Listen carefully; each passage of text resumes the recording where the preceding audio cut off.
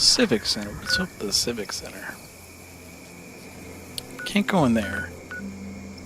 Speak with Chief. Who's Chief?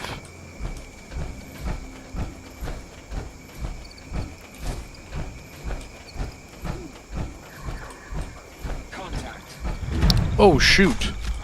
Uh-oh. Oh, I'm toast.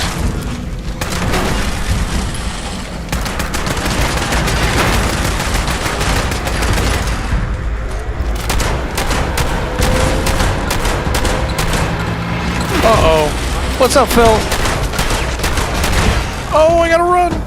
I can't run. I gotta turn that music now.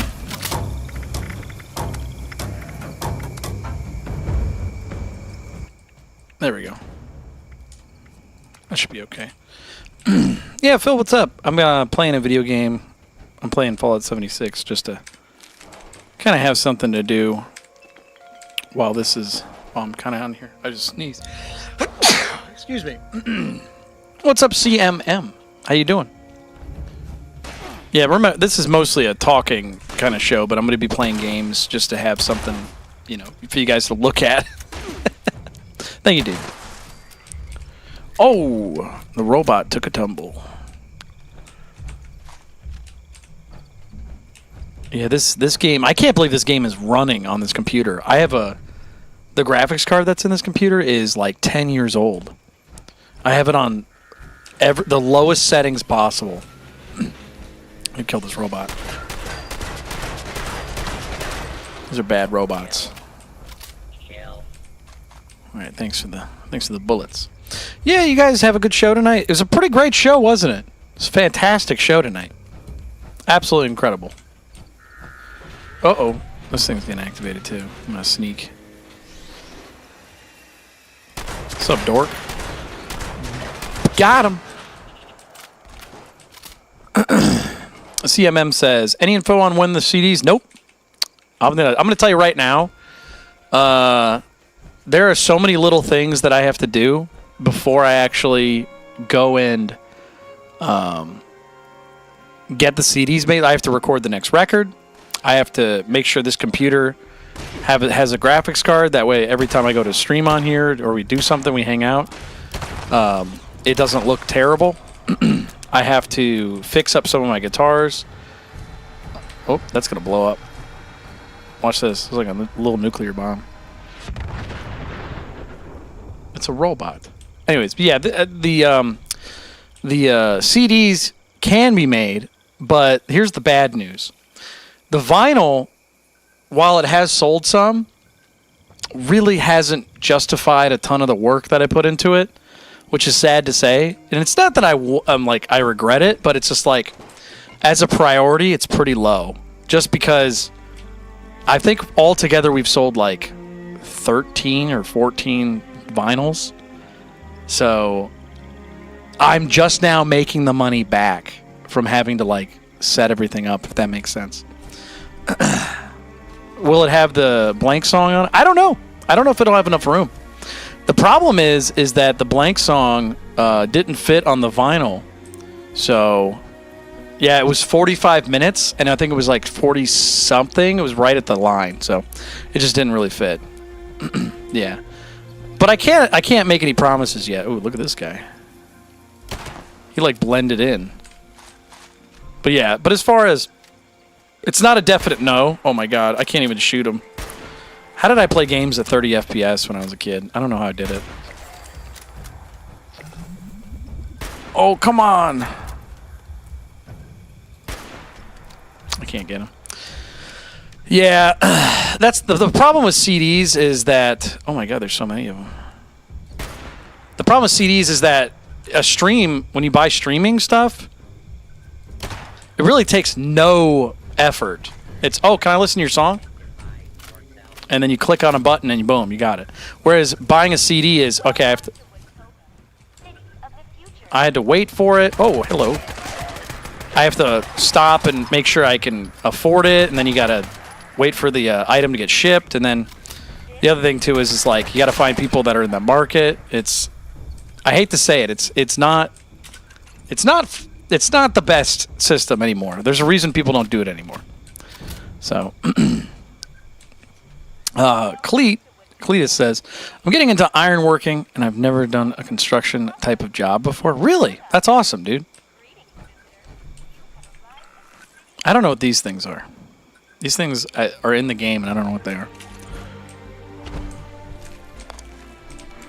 But, yeah, it's not a no. It's just, it's going to take time. Yeah, for example, if the vinyl sold better, then it's like, okay, this justifies me kind of going into CDs and getting that taken care of. But it's just, I know vinyls aren't that popular, but whoa, a car exploded in the game.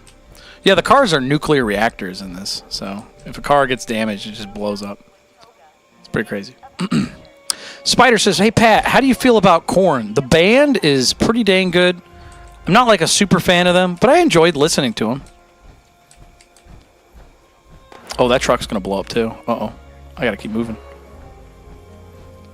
Yeah, they're a good band. I don't like look up to them or anything like that, but you know, if they were playing in town or something and somebody said, I have an extra ticket, you want to go? I'd be like, yeah, sure. Oh, these things are trouble.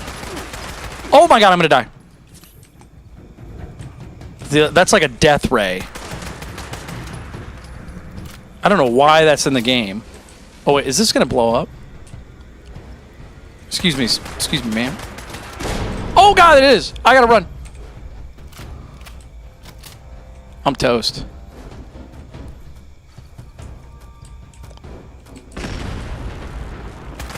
Did it blow itself up? Oh, everything's blowing up. This game is a lot harder when you have pretty low graphics.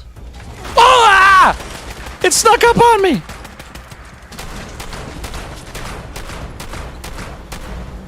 I'm dead.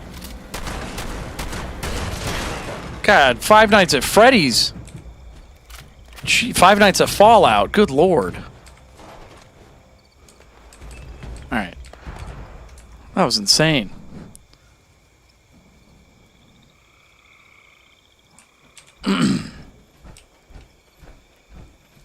Yeah, the Assault Trail. Phil, you play Fallout? Fallout's great. I really didn't want to get 76 because I heard it was so terrible in the beginning. This game is like 5 years old, 6 years old now, and it's ridiculous how much time it's spent. It doesn't even run well still. It is a terrible running game. But that being said, I am running this on a terrible graphics card right now. But oh, is this thing gonna blow up?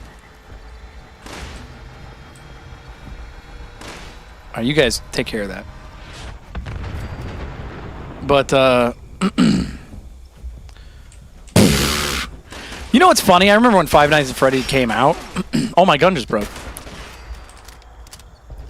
Everything's falling apart. Yeah, I remember when that game came out. Markiplier. That's how he got his start. He was playing Five Nights at Freddy's. He was like one of the only people to try that game. I'm 99% certain if he hadn't played that game the way he did, Five Nights at Freddy's would have zero cultural impact.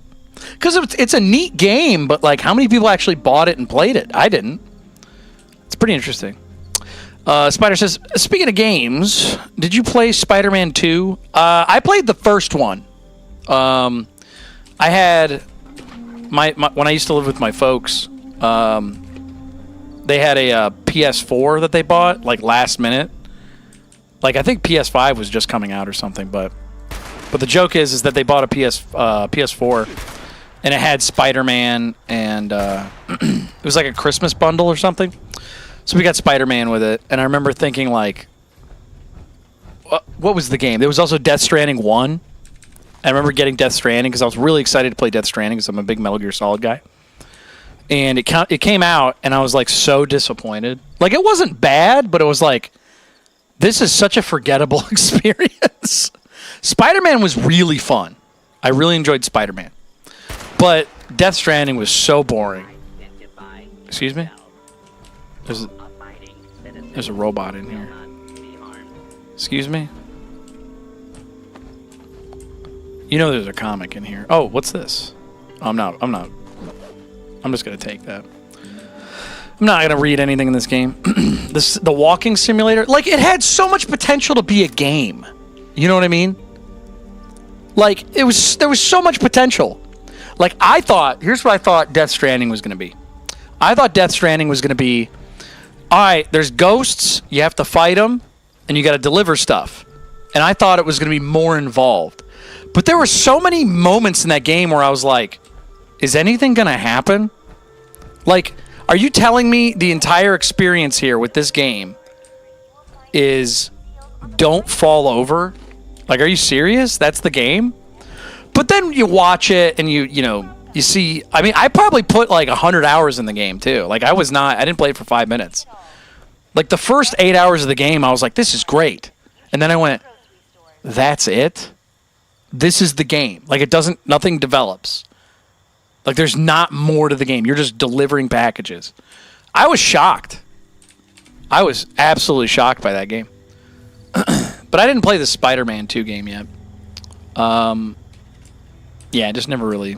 I liked the first one a lot, but I also was like... I'm not a big single-player experience game guy.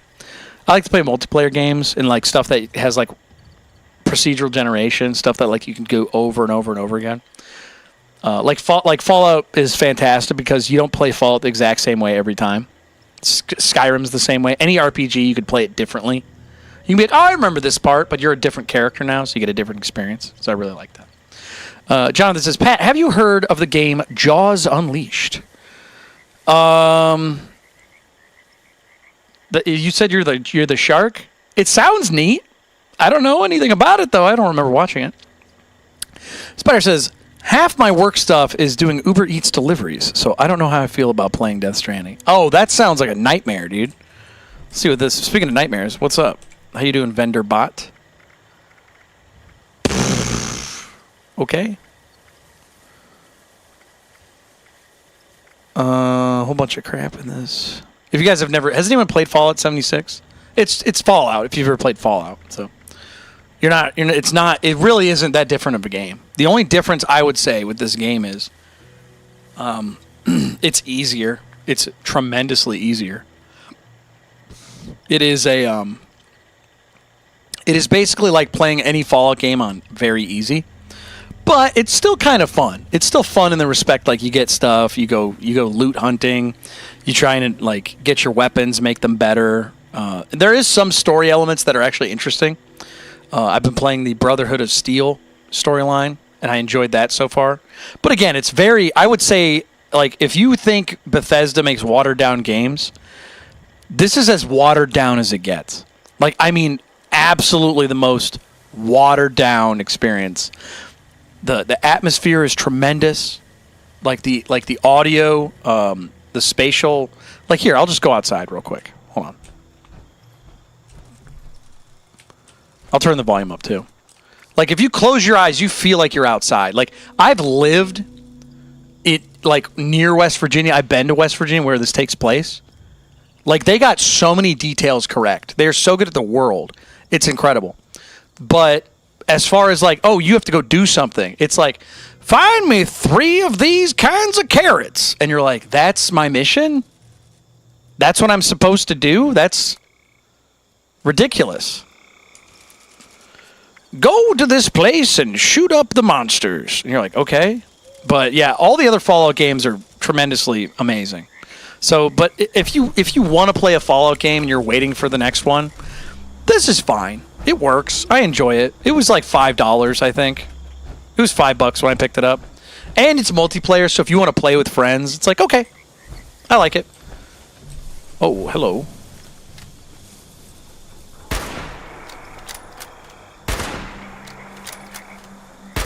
That was weird. You can't shoot it in the back. Okay. Oh, there's another one. See what I mean, though? Like, look, the AI is, like, doing nothing. The only reason that one Assaultron almost annihilated me is because it has a death ray. And what's funny about that is that's the first time I ever came close to death in this game is the death ray thing. So it's not just a clever name. See what I mean? Like, look, I'm just standing here. They're barely attacking me. There's no, like, there's no strategy.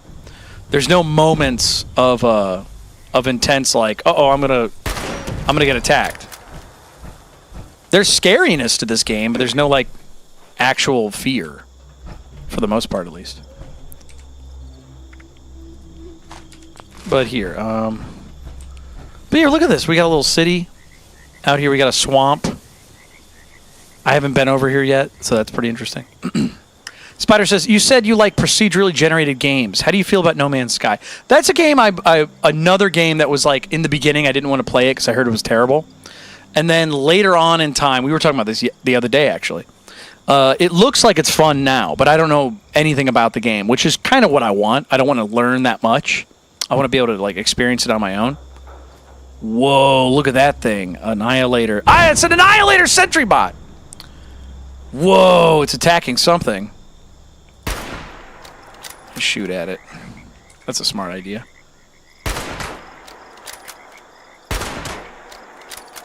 Uh-oh, it sees me. Whoa! Shot rockets all the way from over here.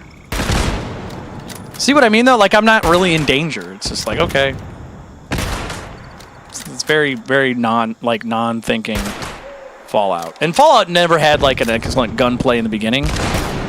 But, yeah. But when I say procedurally running games, though, I mean, like, Diablo. I mean, like, what's another game where it's like not the same way every time? Yeah, Diablo's like the best one for that. I mean, Fallout, any RPG is like different because, like I was saying, it's just any experience you do, you make a new character, you got a different thing. What was it called? Divinity: Original Sin 2. That's an incredible game. Yeah, there's a lot of games out there that I really... Actually, I have a whole list of my favorite games. Would you guys like to hear my list of favorite games? Let's do that. I wrote this down. Again, I write answers to questions ahead of time. Let's see. Games.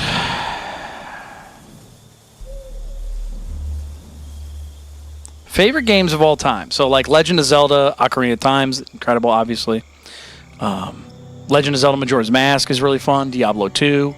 Halo, Halo 2, the Grand Theft Auto trilogy, Super Metroid, Metroid Fusion, Metroid Zero Mission, AM2R, Battlefield 2, 3, and 4 are excellent. Mass Effect 2, that's a great game you can play multiple times.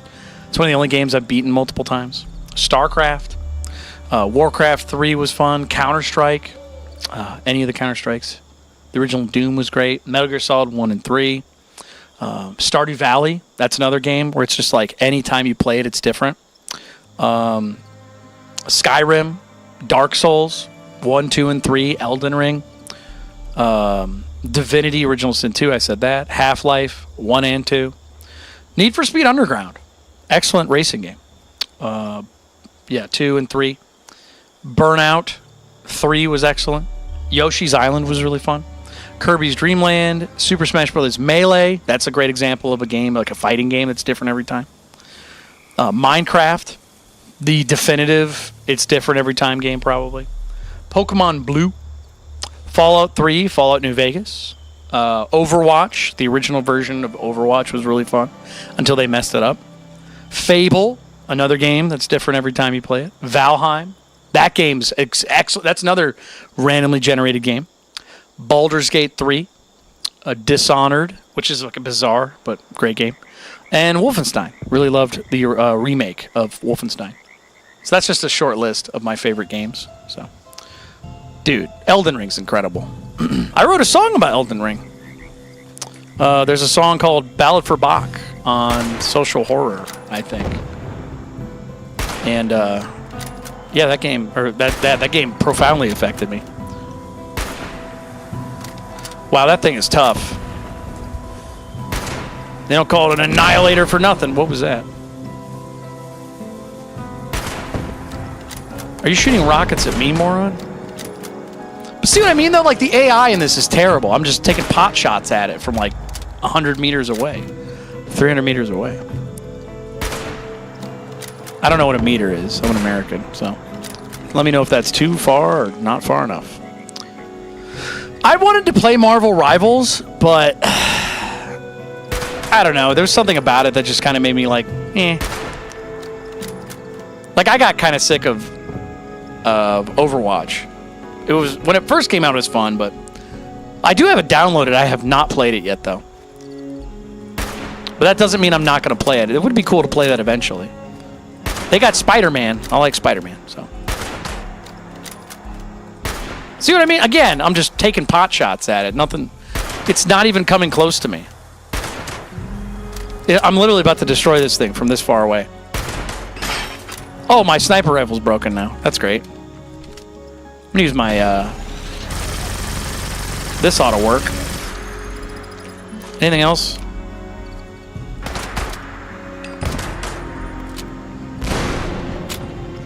Portal? Portal was fun. I don't think, I'm gonna say something. This is a hot take. Hold on. I'm gonna do a hot take real quick. I think Portal is really good, but I think it's far from one of the best games of all time. Turn the audio down. Yeah, I think it's just pretty dang good. I think it's like 9 out of 10. I think Portal's really good, but I think it's a game that appeals to people that don't like other games. You know what I mean? Like, it's very original. It's very clever.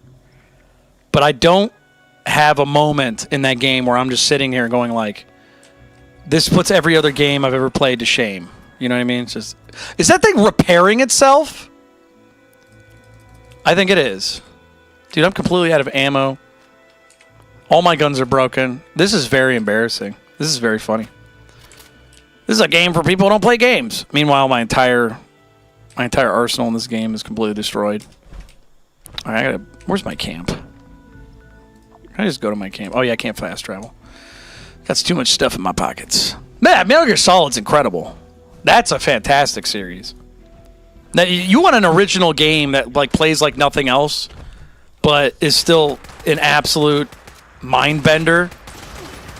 Even if you don't care about the storyline. Can I just go in water and put myself out? Thanks.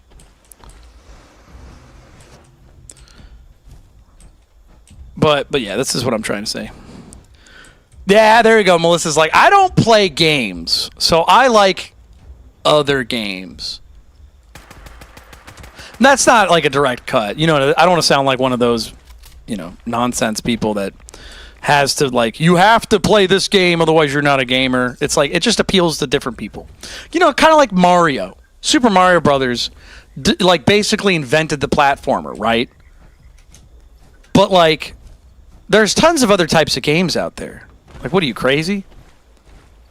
There's people that like comfort games. Like, I think Animal Crossing's an incredible game too. But like, there's no stakes. Like you can't lose. You know what I mean?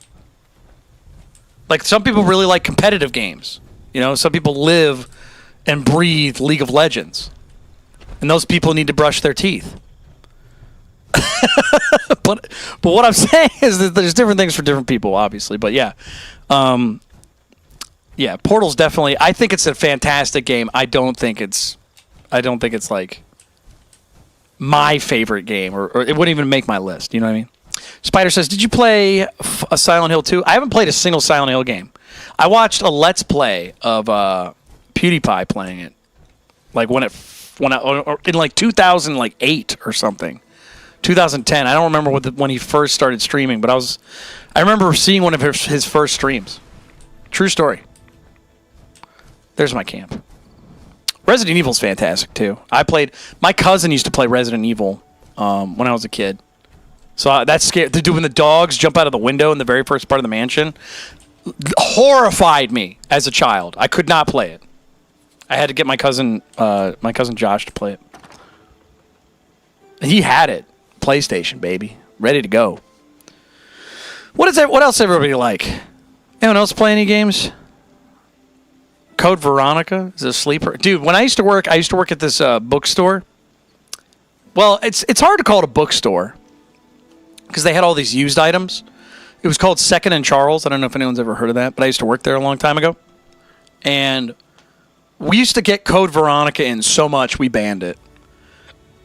It was just everywhere. You could not play it, or you could not work a single day without seeing Code Veronica come in. It was terrible.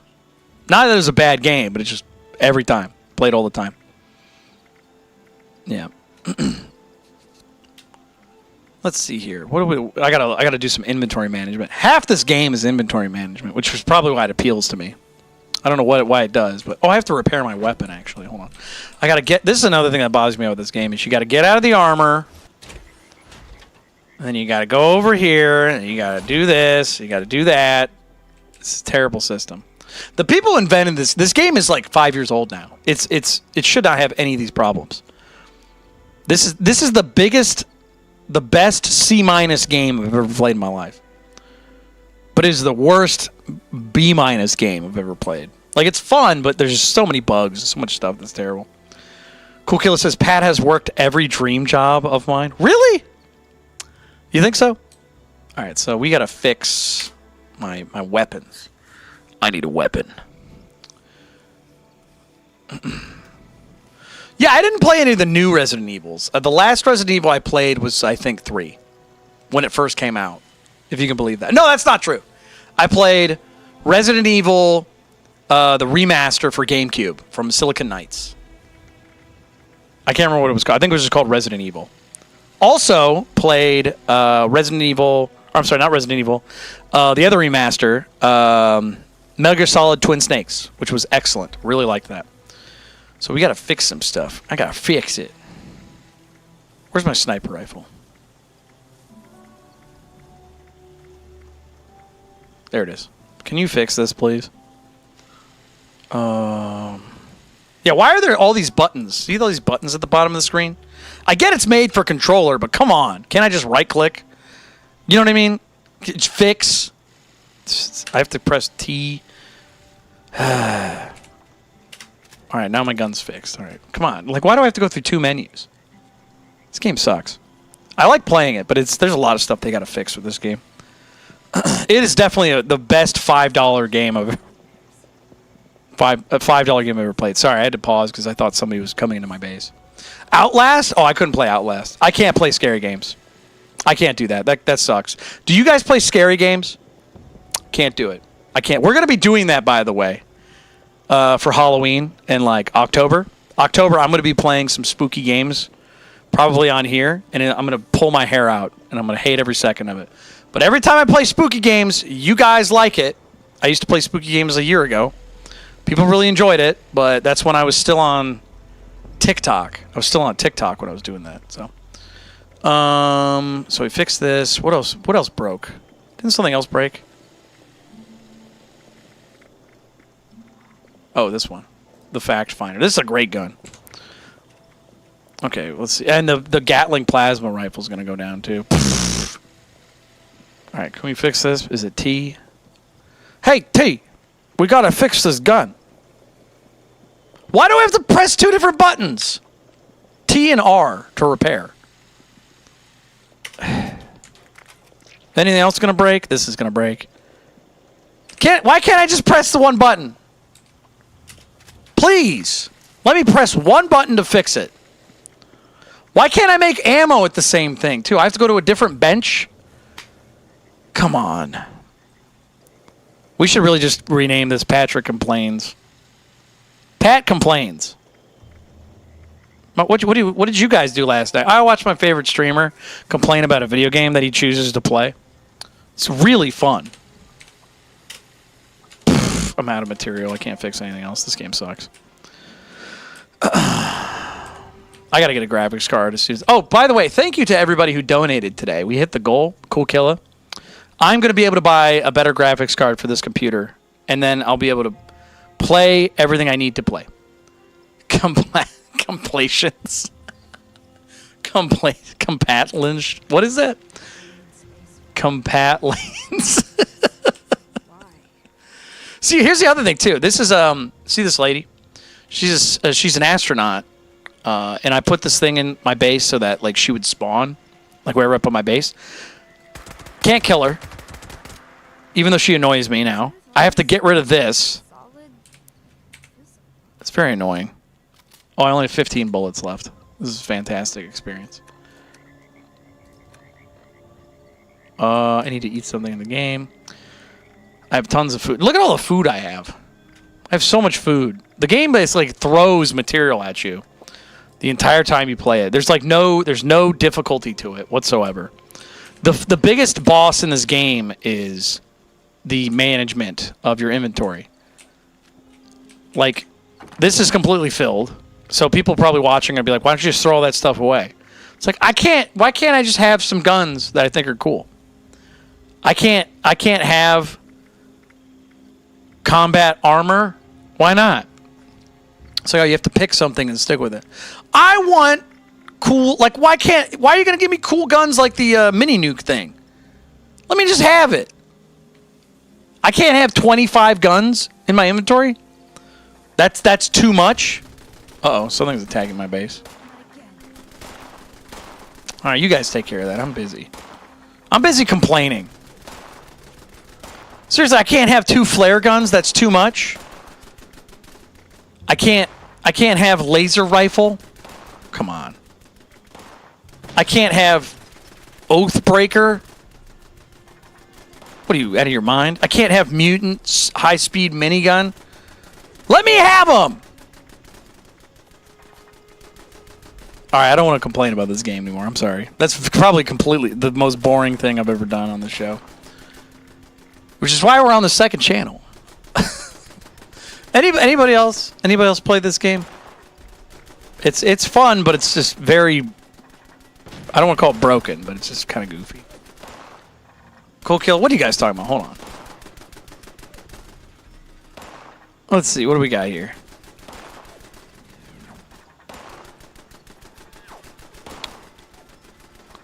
You had a Dreamcast for a while? Okay. Jonathan. Okay, thank God Jonathan's here. Jonathan said, Pat, are you going to 4 or something on these streams? Am I going to stream until 4?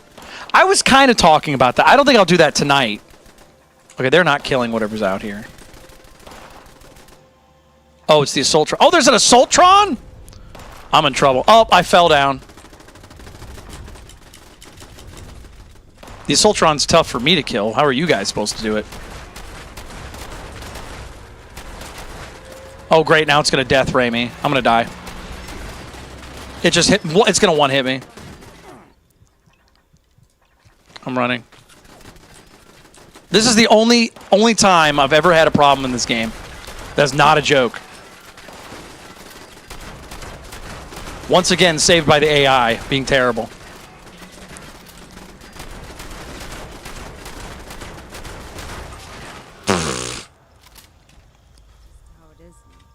Okay, cool. Seriously, how terrible. It didn't even take one shot at me. It punched me once. That's it. All right, whatever. All right.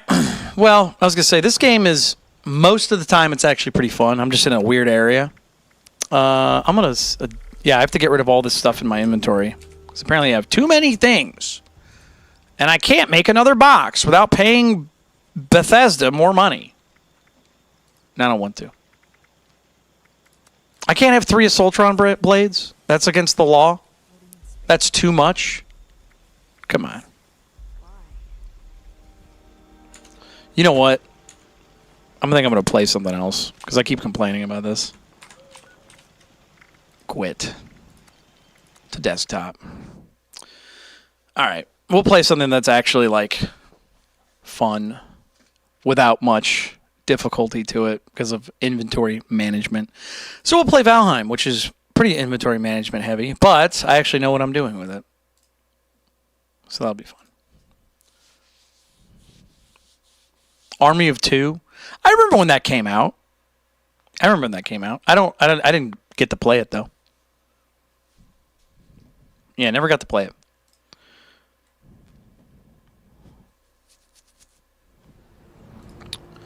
Game capture, Valheim. Cool. There we go. I feel bad for anybody who watches this from the beginning.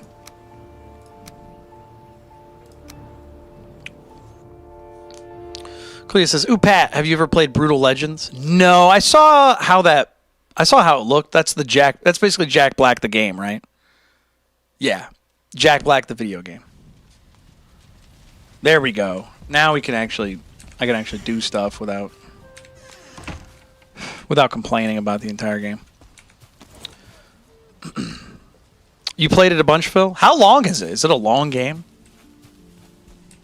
It seems okay. Seems like an enjoyable experience. It didn't really appeal to me. Oh, I gotta change this. It says Fallout 76.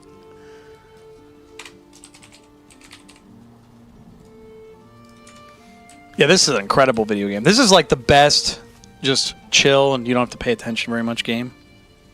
CM says, Pat, do you like any genre of music other than rock / grunge and metal? Yeah, dude. I got really into synthwave for a while. Singer-songwriter stuff's really great. Metalcore, mathcore, like Dillinger Escape Plan. That kind of stuff's fantastic.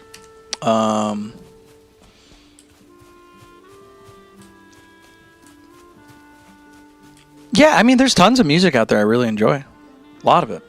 1 to 10, how's Valheim? 10 out of 10. I've played this game on and off for like 3 years or something. I have like 1,000 hours in it. And they keep updating it too. So they have one more major update, and it's going to be fantastic. Every time they update it, you get like a new area, and it's even more challenging to... Oh, dude, it's cheap too. It's like $20. How much is Valheim? Let me look this up. It's a cheap game, and it runs on like everything. The only reason I'm playing it now is because not only is it fun, but like you can run it on like a computer without a graphics card, which this computer has like a 10-year-old graphics card in it right now. So, how much is it? I think it was on Game Pass for free for a while. I think it's like $20. Yeah, it's $20 right now, and that's full price. It goes on sale all the time, dude. It's so good. It is one of my favorite games of all time. It's absolutely incredible. So I'm like a caveman kind of thing right now, but I'm a Viking in the game. So it's I would say it can be as difficult as like Dark Souls can get when you don't know what you're doing. But then once you kind of figure out the game, it's like less pull your hair out. When I say Dark Souls, I mean like if you die in the game, you lose your stuff. You have to get back to that spot. So if you're not thinking, like if you are an hour away from your base, which can happen, your stuff is an hour away. You have to go get your stuff. And it can really beat you down. So you really have to pay attention sometimes. But when you're first playing it, it's fine. But I've had situations where like my character's in a boat like 45 minutes from where I spawned, and then like my character dies from like a sea monster. And you're just like, this sucks. You're like, I have to come back to this game. And then you do, and you're fine. But it's a forgiving game for the most part. So what do I have to do? I think I have to go deer hunting in this game. Oh, and the bow. The bow's the best weapon. Any game. Every game of all time. It's strength, obviously, Dark Souls. But bows and everything else. So good. Is it an MMORPG? It's a single player. You can be a single player. It's meant to be played with friends. I played it solo the first time I played it. But Valheim is meant to be played with friends. You're supposed to have like a little community. Like you can have up to 20. We used to have a Valheim server back in the day. I used to pay for a server so people could join it and play on the server with me. But the problem was that everybody like had to have me teach them how to play, and it was just like, oh man. I really wanted to just play the game with everybody. I didn't want to have to like teach people the entire time. Which again, it was okay. I wasn't mad at anybody, but it was pretty annoying. Well, again, I'm not mad at anybody, but can you imagine like wanting to play a game and then every time you get on, you have to teach somebody the same thing. So it was pretty brutal. Oh, dude, I'm gonna be. I was gonna say this actually too for those of you who are watching right now. I am trying to play music live again, like live in person. The issue is that I have to find a way to do it, but that is gonna be something. That's another priority over this. Somebody was asking earlier about CDs, and I was like, it's not really a high priority right now. But finding people to play live with, that is a priority of mine. Because enough people have asked now where it's like, okay, like there's been 3 people who asked me about CDs. There's been like 100 people who asked me about playing live. So that's going to happen eventually. I don't know how I'm going to do it. I definitely have to find people to play with, or I have to find a venue that'll allow me to like play my backing tracks, which I don't think would be very fun. But yeah, I would like to play live again. But that being said, that involves me having to tell people where I live, so that's obviously going to have its, issues and stuff. So I'm going to have to wait until I'm like perfectly comfortable and set up. So if I ever go on tour, you're getting tickets, I'll hold you to it. Yeah, like I said, I want to be able to do it again, but it's going to be small. When I say tour, it's going to be probably like, I don't know, 3 cities or something if I had to guess. That's my idea. But it's going to be local to where I live, because it's like I can't imagine going to, because everybody in the chat, just say what state you live in. Watch this. Everybody's going to be in, most of the people are going to be in different states. So if you think about it this way, 12 people in the chat living in different states, it's going to be pretty brutal. Yeah, Jonathan's from Kansas, Calder's from Wyoming. We got Wisconsin, we got Oklahoma, we got California, Michigan, North Carolina. See what I mean? The whole way, because I've gone and played shows many, many times when I first started in bands and stuff. And the way it works is that you have to find a venue, and they'll be like, how many people can you draw? And you have to be honest, too. You can't just make up and be like, oh, I can get 100 people in there. They're going to be like, well, you have to sell 100 tickets. Like, that's period. You have to sell however much you think you can do. And that's the way it works.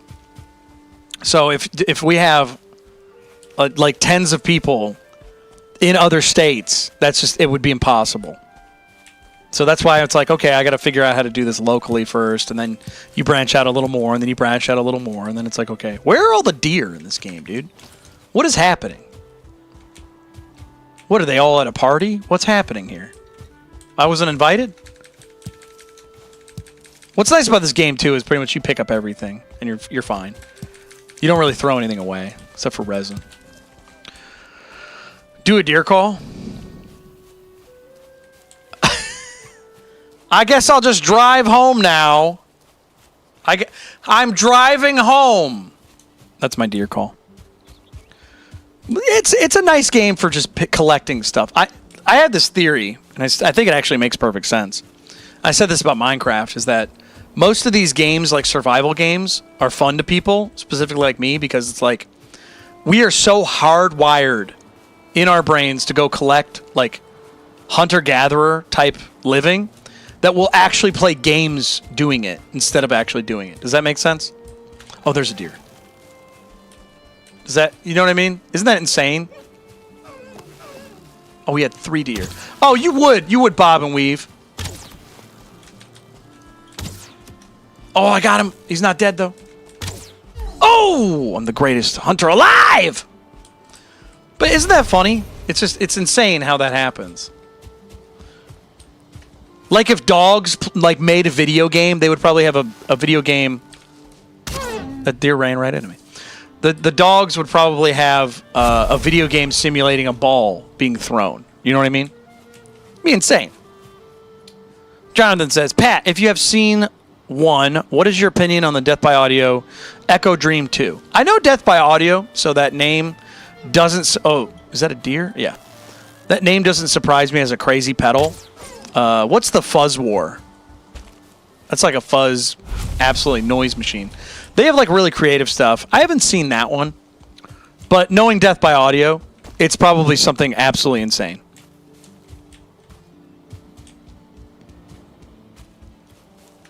Okay, we got another. And what's nice about this game too is there's like a lot of randomly generated stuff. So like, there's a little hut here. Somebody like in the game, you can think about it. Somebody used to live here.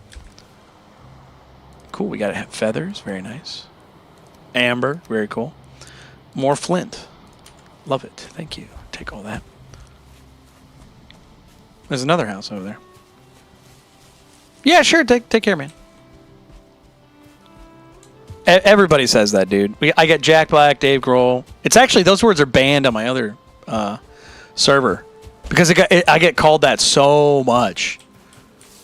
It's like, I get it. No, I get it. But you got to think, like, there's so many people that don't realize I hear that so much then I'm like, I'm not mad at you. I just don't want to hear it ever again. You know what I mean? It's like, it's fine. I'm not mad. I just don't want to hear it every 5 minutes. That's why it's banned. I'll probably have to ban it on this one too. All right, this is a bee. Gotta get the queen bee. One of the best parts of this game is you get honey, and like, it's awesome. Phil says auto delete. I got you. Yeah, thank you. Yeah, I'm not mad at anybody who says it. It's just after the 700th time, you're like, okay, I'd rather not hear this again. Which is funny because I actually know somebody who knows Dave Grohl. I used to work with the drummer for the band Red Gold Green. His name is Adam, or Snacks as he's called in the band. And he actually used to do the interviews for the band. He would go to the place and I was like, how come aren't you like an interim drummer for them? And he's like, yeah. I'm like, why are they sending you? And he's like, oh, dude, they don't want to do interviews anymore. And I was like, really? Why not? He's like, dude, the only things they get asked are, because they had a song they did with Dave Grohl. The only questions they get are, what's it like to work with Dave Grohl? Are you going to work with Dave Grohl again? And things like that. And they were like, why even bother go and do interviews? There's no reason to do interviews anymore. Because they ask the same thing over and over and over again. And I was like, I get that. Yeah. So every time you see a snarky interviewer from like Bob Dylan, for example, I don't necessarily advocate people being kind of jerks to interviewers and stuff, but the thing is that there's a lot of questions that get asked a lot. So you got to think, well, how do you keep sane when you're asked the same question over and over and over again? You either A, become like the Beatles and just make a bunch of smart-ass responses that are funny and charming, or B, be a smart-ass. Ooh, Black Forest. I don't want to be here. And you be a jerk about it, which also not a great thing. Which is part of the reason I made a second channel, is so that people can just ask questions and not feel like, they're interrupting the show. Which, even if they're not doing it on purpose, it kind of sucks when people are trying to ask me questions during the last show, for example. I wish I could answer every question, but it's just you've got 90% of the people wanting to hear music, and if they don't get it, they'll just leave. So that's kind of the thing. It's pretty brutal. Yeah, Nardwar's great, dude. Spider says, "Hey Pat, by the way, how do you feel about Tenacious D?" They're okay. I like Jack Black, and I like the music he does. I don't really like funny music, if that makes sense. Like, I really enjoy Weird Al Yankovic. He's cool, but like I don't really listen to a lot of joke bands. You know what I mean? Like when I listen to music, I do that to really feel and connect with the music. That's why most of my music, if you ever listen to it, I treat it very seriously. Like, I'm funny and like goofy, and I make a bunch of jokes, and I'm like sarcastic and stuff. But my music is typically very serious. So that's the way I treat a lot of stuff in real life. Yeah, Weird Al's awesome. You know what's funny though? Somebody said this once. They were like, if Weird Al came out today, he would be a YouTube channel. Isn't that funny? I was like, yeah, he probably would. He probably wouldn't have been as big. In fact, there are so many parody channels that make music, and it's like, oh, that is kind of true. Where am I? Am I far away? Yeah, I am. Okay. I need to get more deer.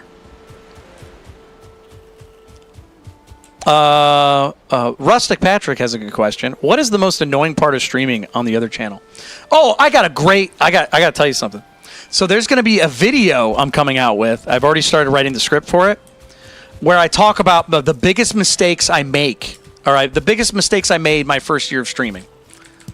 So I hope you really enjoy that. But to answer your question, what is the most annoying thing? There's a couple of them. There's a couple things that are bad. I still consider streaming to be my favorite job I've ever had. But there are things, obviously, anything. You could own a golden toilet, and you still might complain about how cold it gets. You know what I mean? But the idea is that there are things that are really brutal. Like, there are definitely moments where I'm like, maybe I don't want to do this anymore,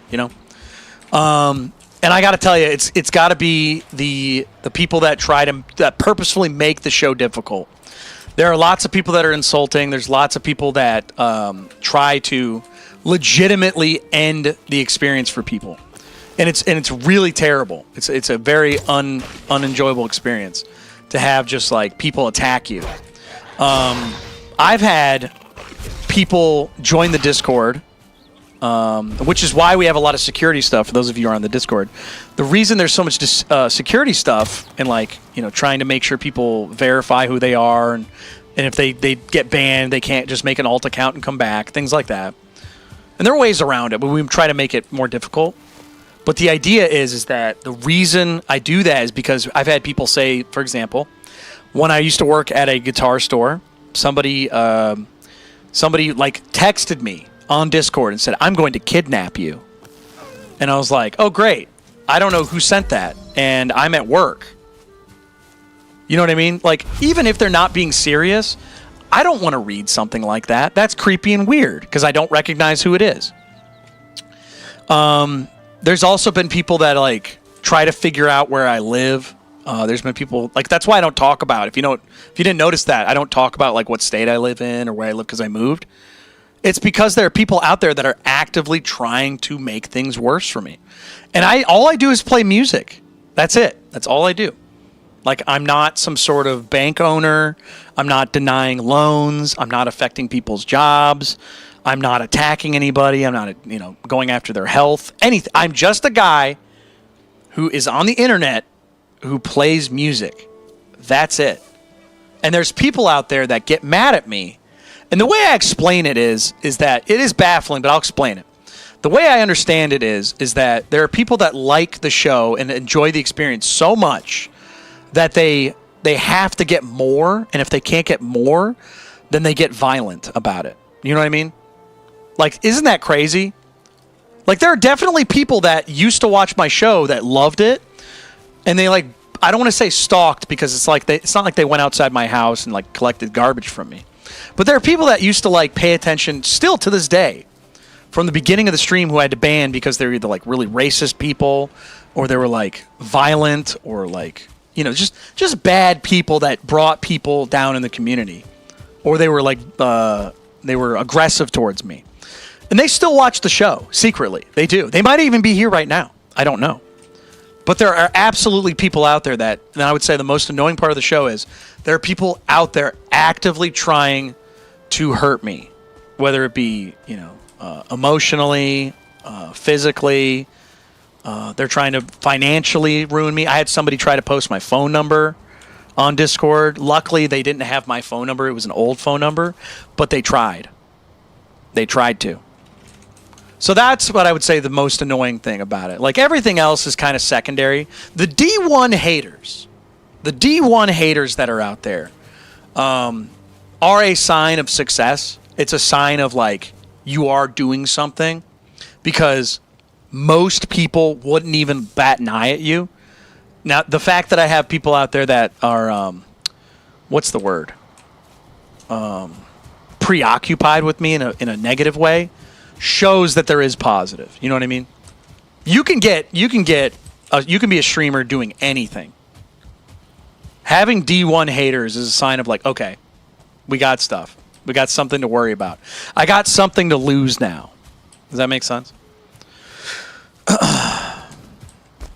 See, what's funny is Spider's making a joke about it, but I mean, I'm being serious. You see what I mean? There are people out there that, like, for example, I was saying this earlier.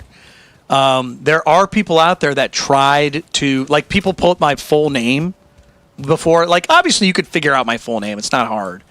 But when I first started streaming, it wasn't really that easy, and people tried to expose, like, who I was. And it was really weird.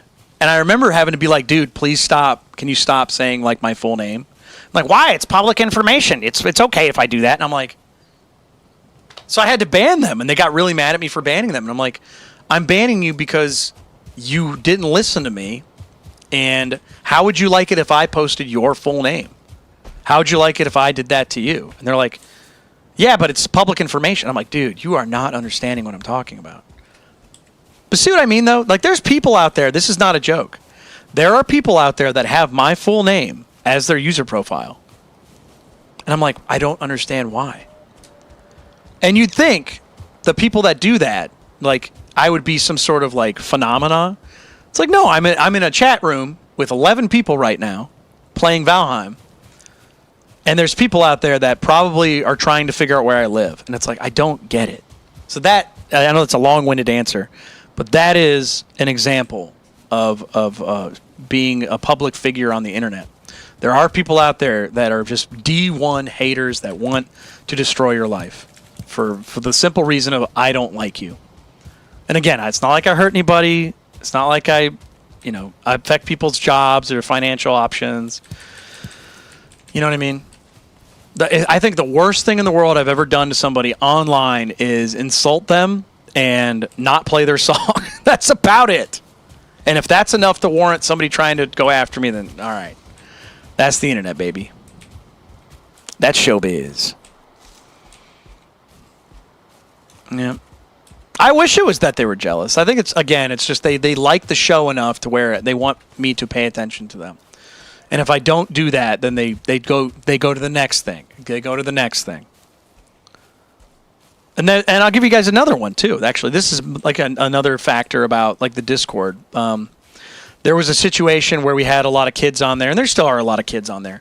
But there's a rule I had to keep implementing like more and more severely, which was like, don't tell people anything about yourself. Like, personal information is banned. Like, don't tell us where you live. Don't tell us your phone number. Don't post anything like that. You're in a public place. There's like 1,000 people on the Discord. Just don't do it. And people kept doing it. And it was like, oh my God, this is so frustrating. We had one kid. This is true. He was like on a video call with people, and he like panned the camera down to his table, which had his mail on it. So he had his address and name exposed within seconds. And I was like, dude, you just ruined it. Nobody can video chat on here. You just ruined that for everybody because you couldn't, because you're that like nearsighted. Oh man, I'm sorry, I didn't mean to do that. Yeah, you're banned. You can't do this anymore. Now nobody can. Within seconds. It was almost like he did it on purpose. So, anyways, Culture says, hey, good night, guys. I have a feeling. Oh, by the way, I'm still complaining. I have a feeling that I have a long day tomorrow. I appreciate that, buddy. Thank you so much. Nostalgic, if you like that song, I'm glad you do. But yeah, still complaining. Biggest complainer of all time. But no, I'm just trying to explain some stuff about being a streamer and being on the internet. And what's weird, I'll give you guys another weird thing, is this has kind of happened my whole life too. I remember I used to work with people, and there was one guy who like would just try to figure out information about me, and I'm just like, I didn't do anything. I just work with you. I don't even do anything. There's people like that everywhere, man. It's pretty brutal. Oh yeah, let's talk about favorite songs. Let's do that. Let's push that negative one-sided conversation away.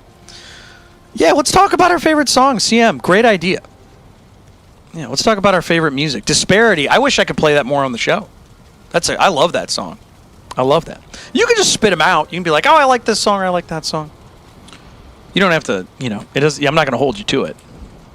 So, anytime somebody asks me my favorite songs, I'm like, no. I don't want to answer that. No. No, thank you.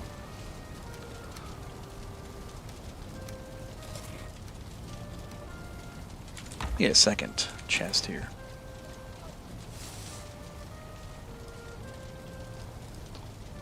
There we go. What's cool is you can kind of cheese this by having an overlap. Let's see here. Burn My Portrait, Phil.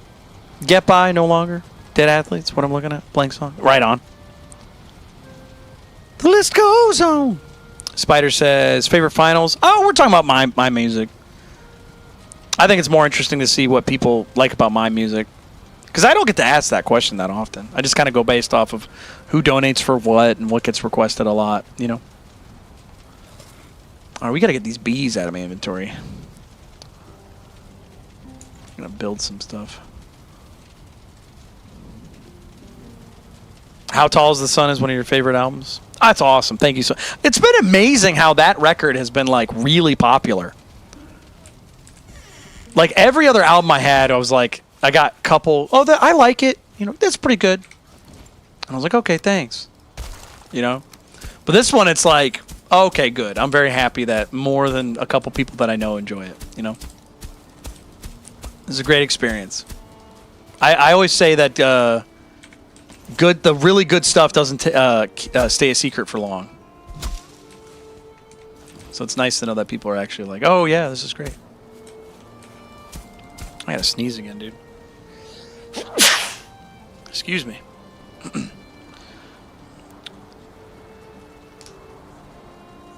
I appreciate that, Phil.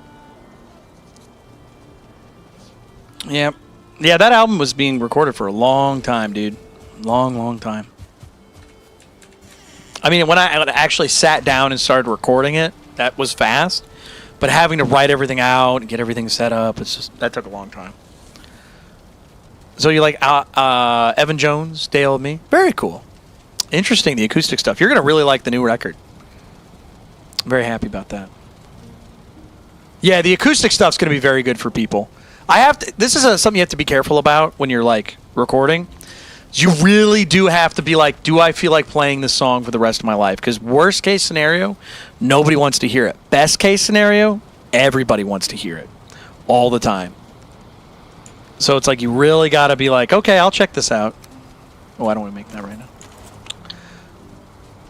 So I've been really selective over what's going to go on the new record, for sure.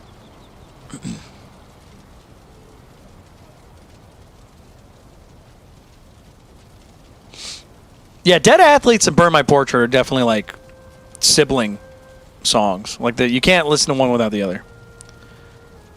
I didn't think that song was going to be that popular. I thought Dead Athletes was like, that was going to be the one. And then everyone was like, no, Burn My Portrait too. I thought Burn My Portrait was going to get more plays than Dead Athletes. Let's look at the stats. You guys want to look at the stats together? Let's do that, actually. Let's pull shut this game off.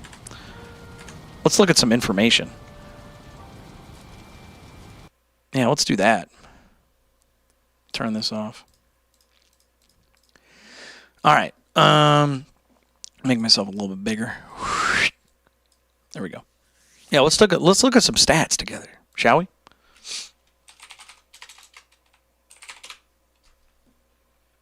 Yeah, because Dead Athletes alone, just that one song, has probably more plays than some of my albums.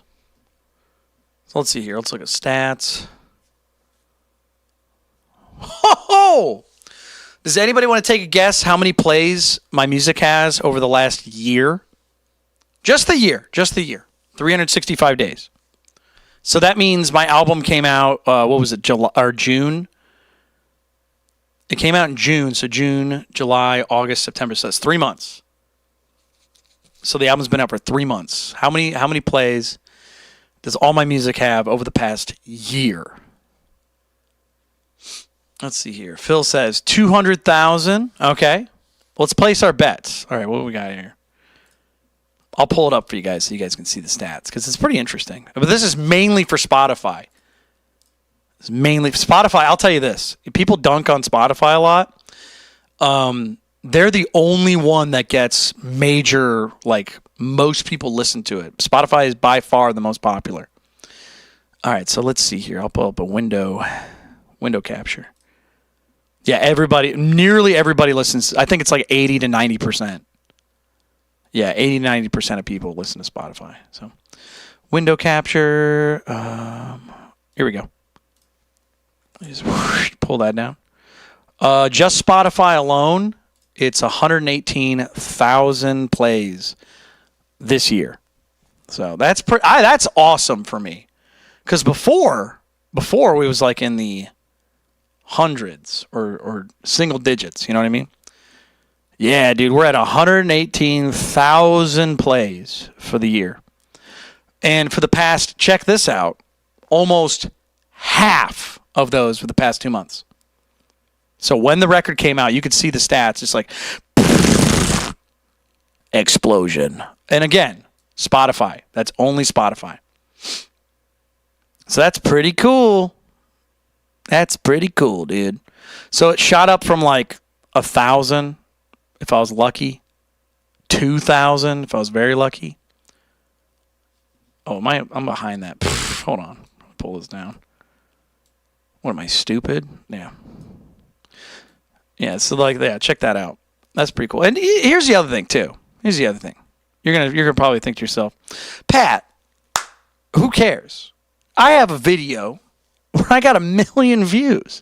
So do I. I have a video on YouTube. It was a short where I got, let me see how many plays I got.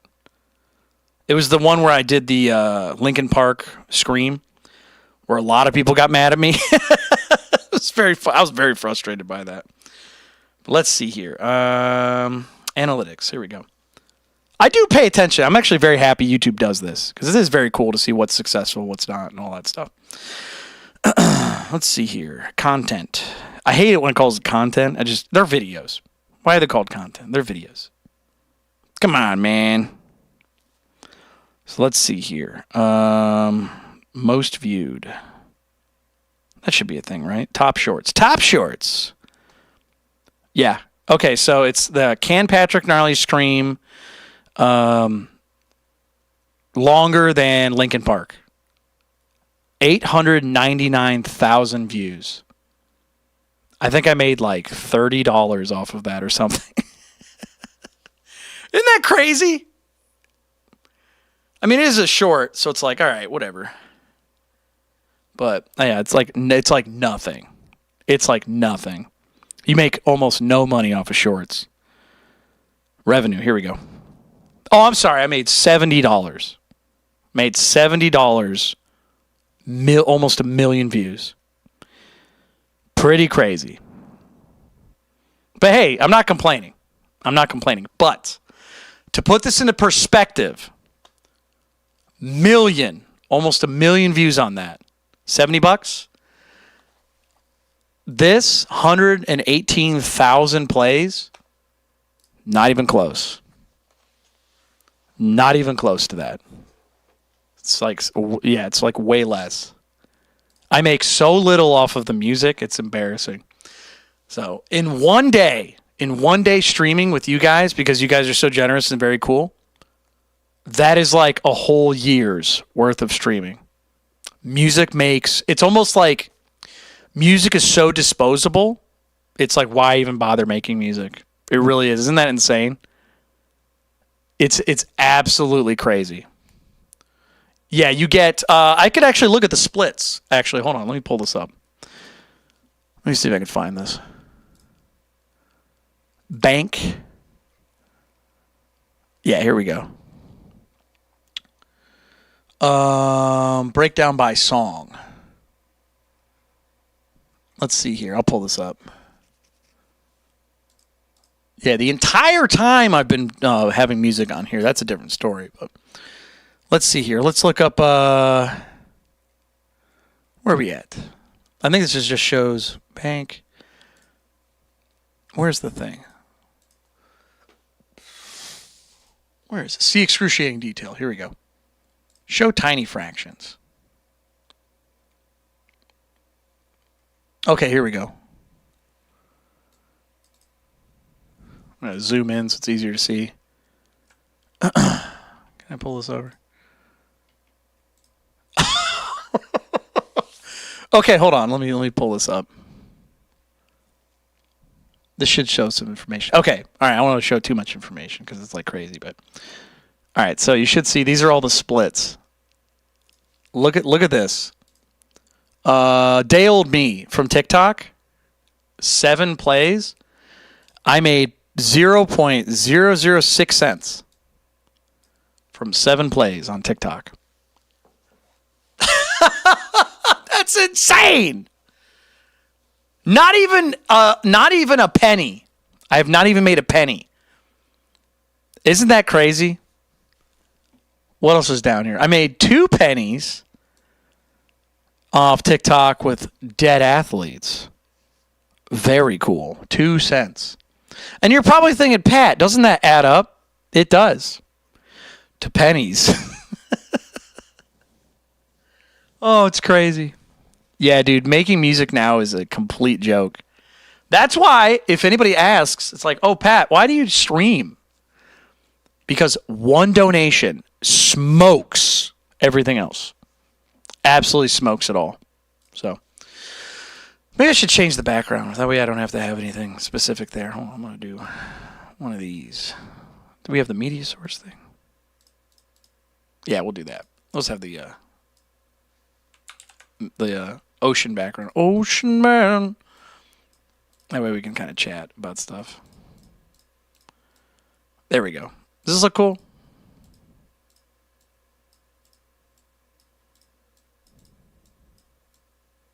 There we go. Let's make this a little bit bigger. Yeah. It's pretty crazy. Yeah. Ween's cool. I listened to Ween for the first time like a month ago. Like in a seat, like I literally looked up Ween. I was like, hell yeah. CM says, I mean, the companies also have a huge amount of people on the platforms that they have to pay. Yeah, but at the same time, it's like, I mean, that's the trade-off, isn't it? It's easy to just pick up and put down, right? It's very easy to have. It's very easy to have one song and like somebody goes and listens to it 10 times or something and you don't pay any money. So they make some money off it too. It's just it's not, I don't think it's going to last that much longer. I really don't. Because YouTube obviously does a way better job. Yeah, YouTube pays way better than TikTok and Spotify, stuff like that. So yeah. Without the Patreon, without the merch shop, without all that stuff, I wouldn't be able to do the show. 100%. 100%. John says, Pat, do you like the Angry Video Game Nerd, Nostalgia Critic? I don't watch them that often. I've seen their stuff before, but I haven't I'm not like married to their YouTube channels. There's a lot of great YouTubers. Let's see who I'm subscribed to. Let me pull up my because I have the 2 accounts. Let me see if I can do this without screwing up the stream. Let's see here. Your channel. Who am I subscribed to? Subscriptions. Here we go. Jay Leno's Garage. Apparently I'm subscribed. Why doesn't it just show a list? Manage? Here we go. Okay, so I'm subscribed to Red Letter Media. So Mike and Jay and Rich Evans and all those guys. Those guys are fun to watch for their reviews of movies. Really like them. Philip McKnight. If you guys want to learn about guitars and I'm not available, Philip McKnight is way better than me. He knows so much more about music and guitars and equipment. Like, I'm knowledgeable. He is on the cutting, bleeding edge of all of this. Cinema Sticks. He does like movie, film reviews and stuff like that. He's pretty clever about it. Linus Tech Tips. I like Linus Tech Tips because I like to learn about computers and stuff. He actually helped me build my first computer. I watched a tutorial on how to do it. I had no idea how to do it several years ago. I was like, I don't know how to do this. I pulled it up. So that was pretty cool. So shout out to Linus. That would be a cool crossover episode. Make myself a little smaller. Because I stream, We're kind of related. Built my own computer, blah, blah, blah. 2 Clicks Philip. He's a genius, too. He has a lot of gear and computer stuff he talks about, and he's very, very analytical about it. I actually don't like Marty Schwartz. Not a big Marty Schwartz guy. I think if we're talking about the right guy, hold on, let me look him up.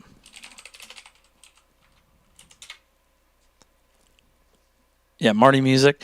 Here's the thing. I don't hate him or anything like that. I have 2 things. I have 2 things that bother me. One is he does a lot of tutorials, so obviously he has to kind of fly through them. I've seen some tutorials of his where it's like very inaccurate, and I was like, oh, come on, man. Like, it wasn't just like a little off. It was like pretty inaccurate. I was like, okay, I don't want to watch this. And then the second thing I saw from him, he has like a signature guitar with Epiphone or Gibson or something like that. I think it's an Epiphone. And I can't imagine anybody, and this is coming from somebody who does YouTube, you know what I mean, who is on streaming and plays music and stuff. But the idea is that he has like a signature guitar. And I'm like, I don't know anybody who sits down and goes, I really want to be Marty. I bought the Marty guitar. You know what I mean? I don't hate him, but it just doesn't make sense to me. So I didn't like his tutorials. Some of them, I'm sure he's got other stuff that's great. It's just I saw some tutorials that I didn't like. And he has a signature guitar with Epiphone that's pretty expensive. It's like, how much is it? I think it's like $600 to $1,000. Marty Epiphone. It's a $335 too. It's $900. What? I'm sorry. That's kind of expensive for somebody who's a guy who does lessons. You know what I mean? Like most people, when they buy a signature edition model, they want to be like that guitar player, like Kurt Cobain with me, Nirvana, Led Zeppelin, Jimmy Page models, etc. There's people that are inspired by a musician. They want to play music like them. But I can't imagine somebody like sitting down and being like, I really want to be like the guy who does lessons. You know what I mean? I'm not a big fan. Rick Beato, for example. I love Rick Beato. He's got some great interviews. He's a guitar mastermind as far as like theory goes. But like, I don't get why he has a Gibson signature. I don't know anybody who sits down and wants to be like Rick Beato. So yeah. Oh, Rustic's left. All right, see you later, buddy. Who else is out there that I'm just okay? But yeah, who else am I subscribed to?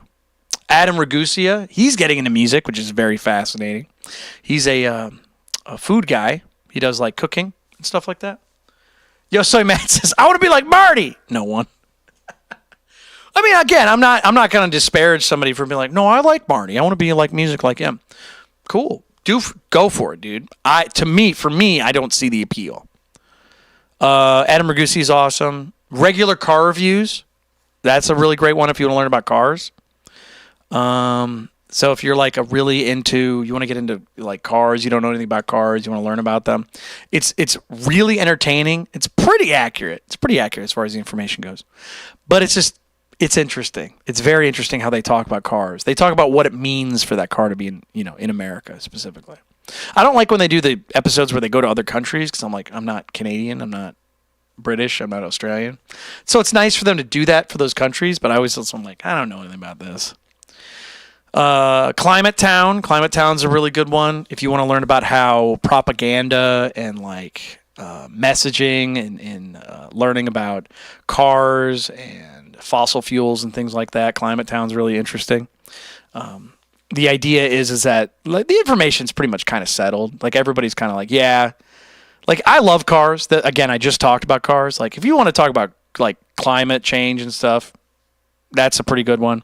But the idea is like I love cars, but I'm also not going to like deny that like there's a lot of things that people do, including myself, that affect the planet. And it's like it makes sense, you know. So Climate Town's pretty good about debunking certain stuff and learning about how media kind of changes the wording of some things. It's pretty interesting.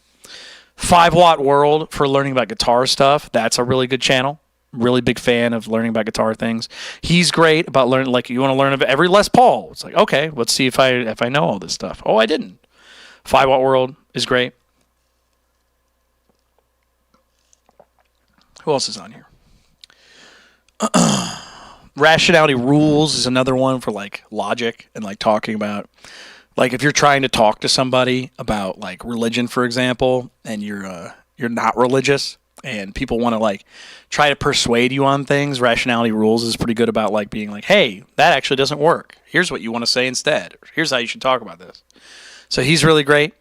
Told in Stone, that's one about histories, particularly the Romans. So I know it's a meme. People talk about what's your Roman Empire. I literally look at the Romans. It's fun and it's interesting to look about like at ancient Greece and ancient Rome. It's pretty interesting to me. So Told in Stone is an incredible place to go. Let's see who else is out here. Trogley's Guitar Show. Anybody know Trogley's Guitar Show? This is not a joke. I legitimately had an idea to do a Trogley's Guitar Show, but I also was like, I don't really want to do that. I don't want to be known as the guitar guy. I want to be the music guy. I want to make music. I want to play music. I don't want to be the guy who sells guitars and talks about guitars that much. Like, I enjoy it. It says, let's talk about guitars. But I don't want to be known as that guy. Does that make sense? So I was like, I don't want to do it. So I backed off. And then obviously Trogley is a guitar salesperson. So CM says, does Pat know Aaron Paulson? I have no idea who that is. Not a big thing. No idea. Spider says, not a religious guy myself, but I love mythology, especially Chinese mythology. That's interesting. Chinese mythology is pretty interesting, I bet. I mean, all that stuff's pretty interesting. Theology has a lot of interesting subjects to it. So I knew a guy who was he had a doctorate. It's pretty interesting. Who else is in here? Let's see. Is there anything interesting that I want to talk about? Probably. Donut for cars. Alex O'Connor again for trying to talk to people about religion and information. Royal Armories. This is pretty interesting. If you guys want to talk about something kind of, I don't want to say it's controversial at all, but I think firearms are interesting as far as engineering goes. So for example, how the 1911 works, or how an AK works, or how a Mac 10 works. I think that stuff's interesting. But the idea is it's not necessarily about firing the firearms, it's how they work. I think that's fascinating. Anything engineering-wise, engines, cars, firearms, guitars, computers, anything that moves is pretty interesting to me. So Royal Armories is the best channel, in my opinion, for that, because it's he talks about the history of the firearm and how it works and what's good, what's bad, what didn't work, what doesn't. But he's also not kind of a bro. You know what I mean? He's he's a British guy, first of all. So it's really interesting to see a guy in Britain where it's the Second Amendment doesn't exist. So it's it's interesting. So, but anyways, yeah, Royal Armory is really great for that. Cause if you go to any other firearms channel, they're very much, they have the goggles, they have the Oakleys on, you know what I mean? And everybody kind of does the same thing. And they I don't know. It gets really political. And I'm I don't care. I just want to talk about the firearms. You know what I mean? There's some other channels that are good for that, but yeah, Royal Armory is really good for learning about firearms and stuff like that. So, Jake Kenji Lopez Alt, he's really good. He's a good, the best cooking guy in the world. Really love his stuff. Doug DeMuro, he's great for cars. He's the best. He actually inspired me to do YouTube, which is really great. So, Alex Tyler Gaming says, I've always thought that Canada and England and Australia are the scariest places on earth because they don't have the First Amendment. Here's the interesting part about that, though, Alex. They do have some sort of protections on language. It's just different. You know what I mean?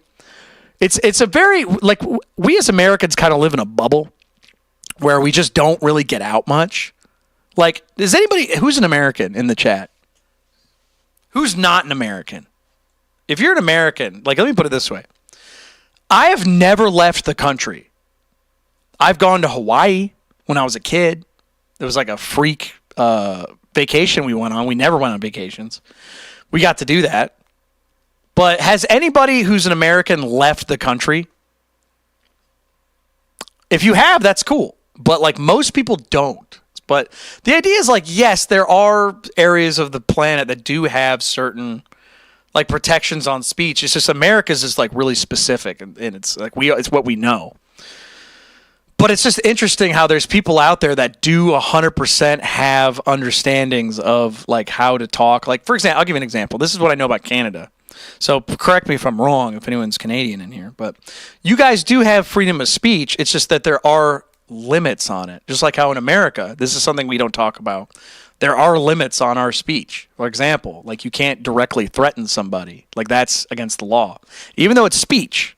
There are limits. It's the whole you can't yell fire in a theater. You can't do that. You can't incite a riot kind of thing. You know what I mean?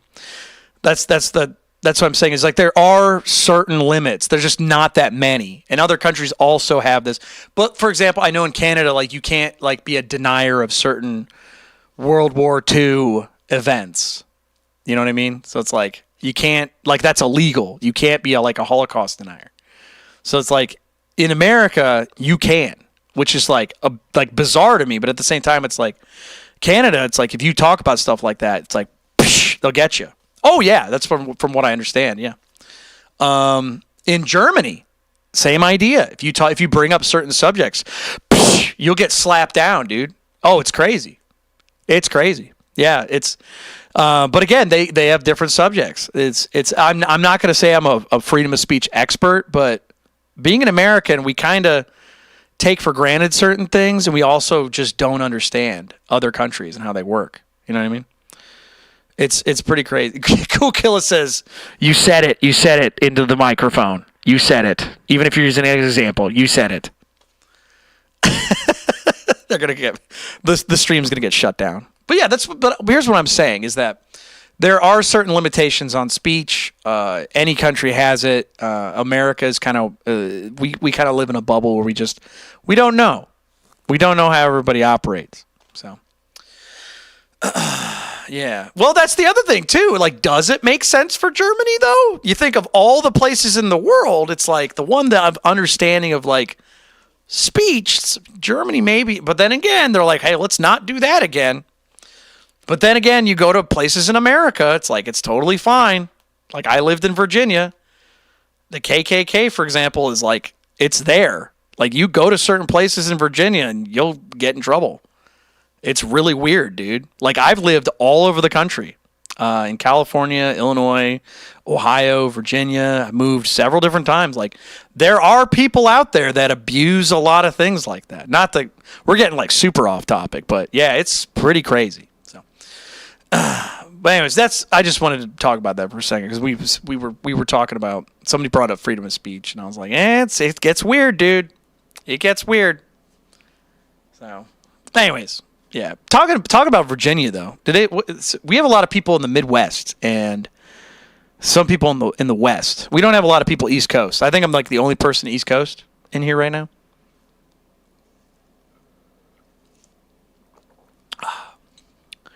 Yeah, it's I think it's because I'm on the what's it called? Green screen cup? Yeah, the cup is like kind of green. The cup is disappearing. Ghost cup. Yeah, I used to live in California for a while. I was in Northern California, right outside of Sacramento. And I lived in Monterey when I was a little kid. I was like 9 or something like that. Yeah, West Coast people out there. Alex says, that's why I'm asking about the split. Want to learn about it. Yeah, Alex is like, let's stop talking about the KKK, Patrick.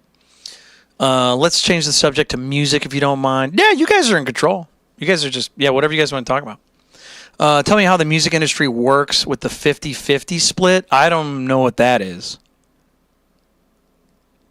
Alex, I gotta say something. Sometimes you kind of ask me questions that are like, you think this is like an established thing, and it's like I don't work with the music industry probably as much as you might think. I work with like independent stuff. Like, there's no major label behind me. Like, I don't know how that stuff works. I know that there is some stuff, but like, I know that let me put it this way. Most people, when you get a record deal, you do not make 50%. You barely make probably 20%, if that. I think it's 10 to 15% now, if that. Yeah, 50% would be crazy. That would be like such a good deal. I think it's close to like 10 to 15. Yeah, it used to be 20. But that's again, that's like for records. Like if somebody sells a CD for like $10, right? Let's say it's $10, you would get $2 for every record sale. Which is like, okay. Do you guys like for the vinyl stuff? I make like even the most expensive vinyl. This is why I was talking about the CD thing. I was like, I don't know, but when that's gonna happen. Let me go to see. I haven't even gotten paid for that. I have not gotten a single. I have to like figure out what's going on with that actually. So let me log in here. But yeah, most record deals. I mean, it's complicated.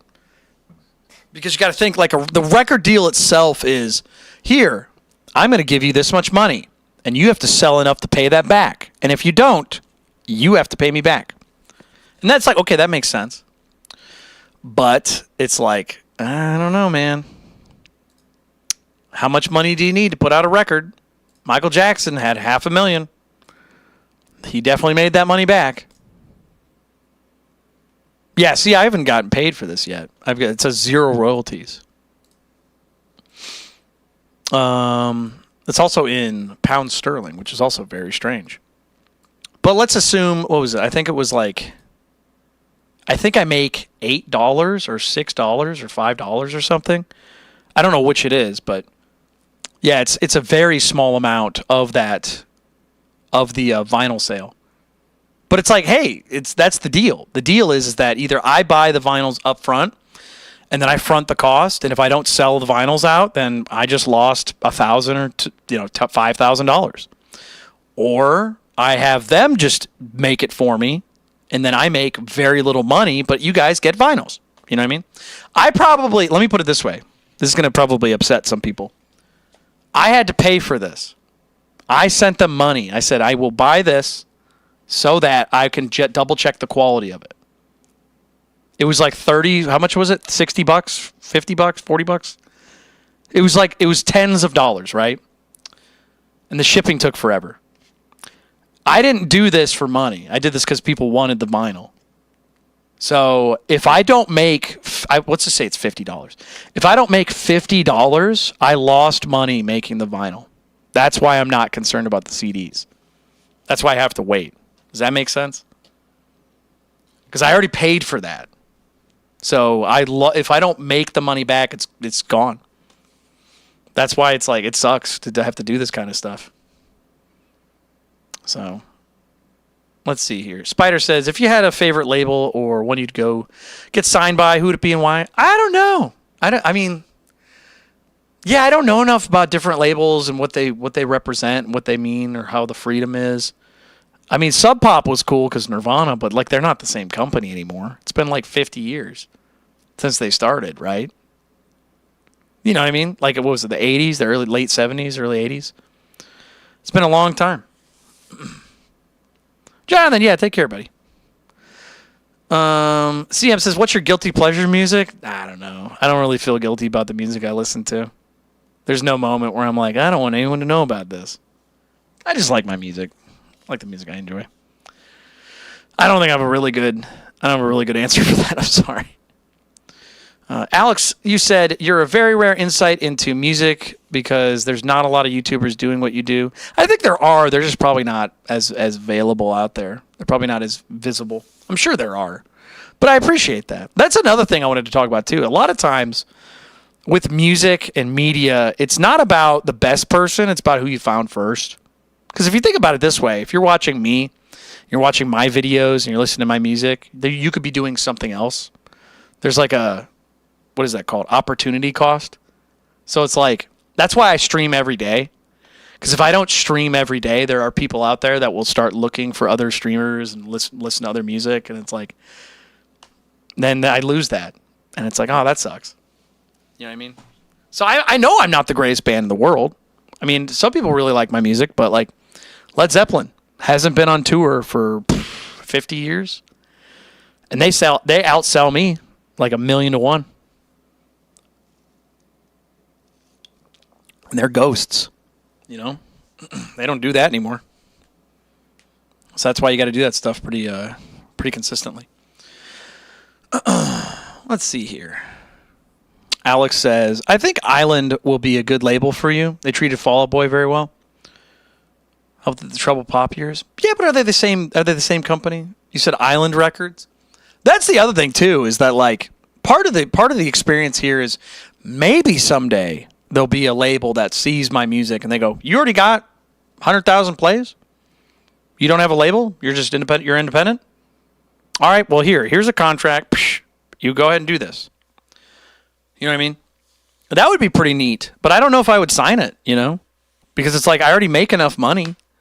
I already have enough people that I don't want to be under the thumb of some corporate giant to be like, you must produce more music. You must put this out. You know what I mean? It's pretty difficult to think about that stuff. Because like when I was younger, I was like, I just want a record label so bad. I want a record deal so bad, blah, blah, blah. But now that I see people with record deals and stuff, and they're just like complaining, like there's a band called Immure. They're like a really, really heavy metalcore kind of thing. I remember hearing a rumor. I don't know how true this is, but there was a rumor that they got signed to a really bad deal, and they had to put out like 4 albums, and they just spit them out after a year. They were good albums. I liked the music, but it was like, and it was because they wanted to get out of their contract. Apparently, they had a bad contract. You know what I mean, though? Isn't that weird? Like, they're a successful band.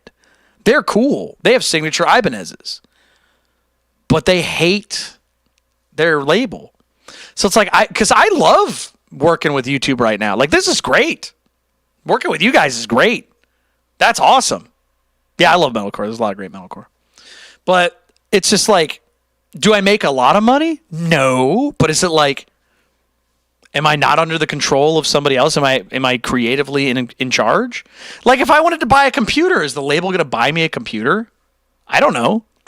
If I needed more guitars, do I have to save up my own money, or do they have a budget for that? I don't know. If I have to, am I going to have to do like a commercial for like ketchup? I don't want to do that. I like ketchup, but I don't want to be associated with ketchup. You know what I mean? Do I have to put my music in a Samsung commercial? Well, I know that the guy from Tame Impala, what's his name?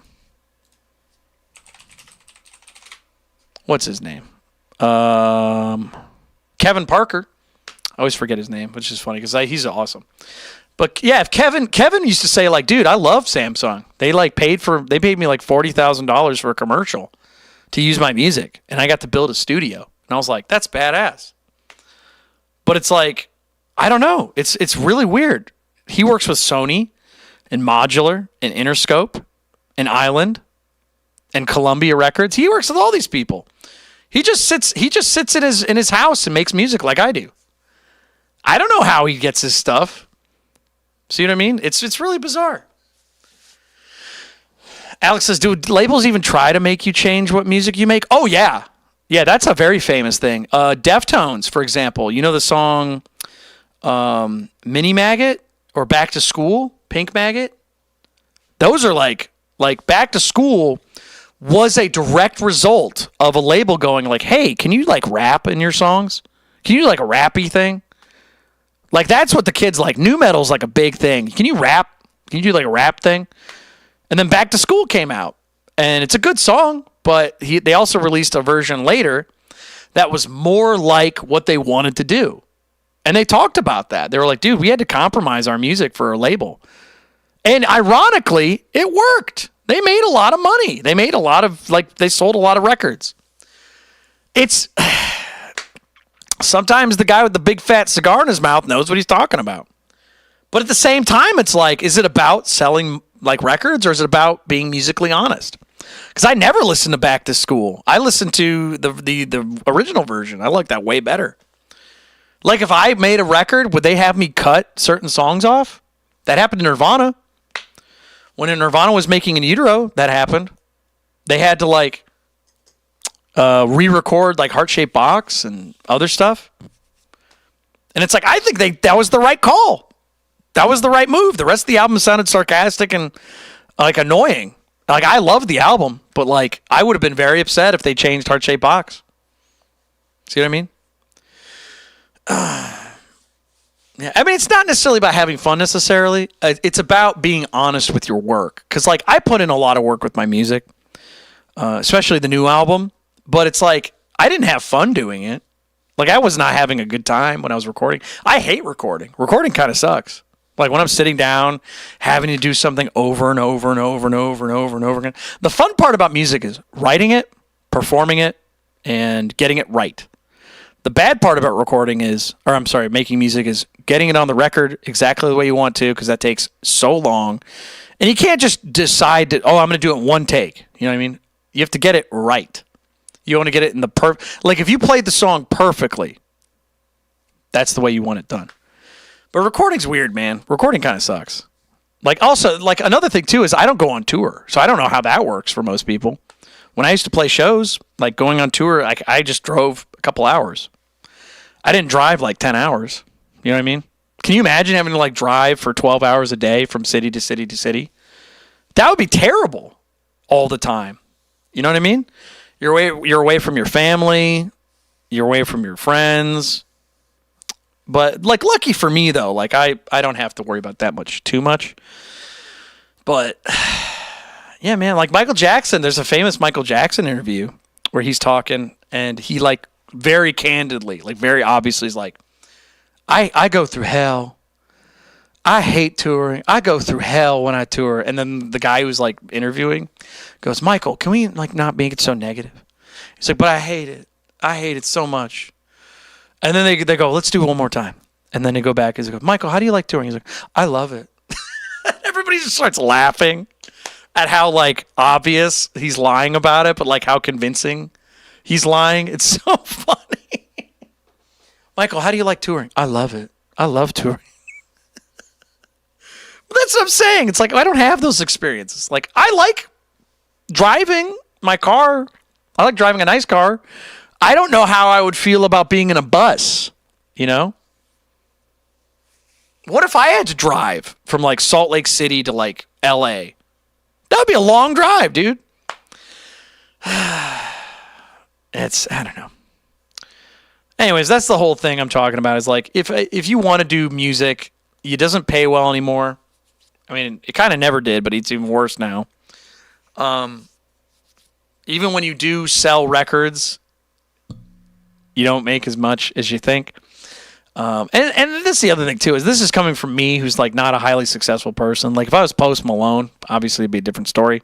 If I was Lady Gaga, different story.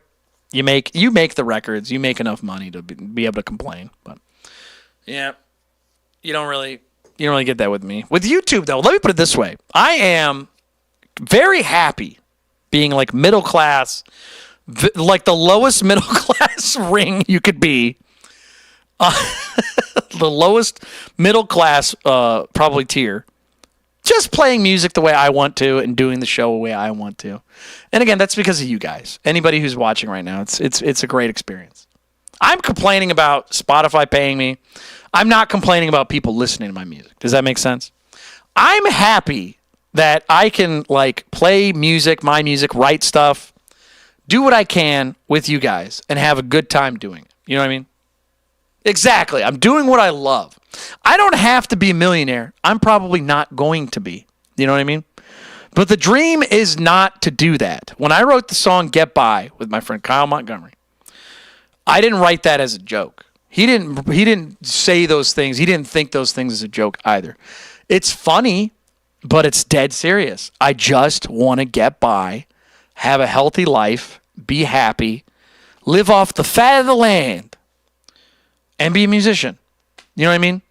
If the guy that owns boats, you know, the guy who's a boat salesman, if he's unhappy doing that, he makes 3 or 4 times as much as me, cool. If I make just enough to pay for my, like, whenever I have kids or something, I don't know, get them braces, the dream. You know what I mean? Be able to be like, yeah, I had a bunch of, I played a good show last night. Let's get braces, kids. You know what I mean? Something like that. I need new shoes. I have to get new shoes. Let's go to the Patreon. Good thing the Patreon's there, you know? That's what I want. Oh no, my car's air conditioning isn't working. I better smash 3 guitars this week. See what I mean? There you go. That's the thing. That's what I'm trying to say. It ain't like it used to be, but thank God. Let me drink my ghost water.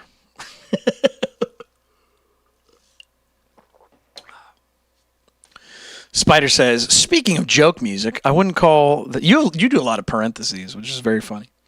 I wouldn't call this band what I'm about to say that, but how do you feel about the first Hollywood Undead? Dude, I remember when Hollywood Undead came out, and they had some good songs, and it was very fun, but I have no idea what happened after those first couple songs. That's it. It was very disappeared off the face of the planet. Cool Killa says, luckily my job has allowed me to buy cool gear. Yeah. When I worked at my office job, that was a great experience for me when I used to do my office job stuff, because I made enough money to be like, okay, I can get my stuff taken care of. I got my apartment. I got my guitars. Everything's working. I had my car. Everything was fine. But eventually, I was like so unfulfilled. Does that make sense? I was so like, because I'm not going to knock office jobs. Office jobs are perfect. I love them.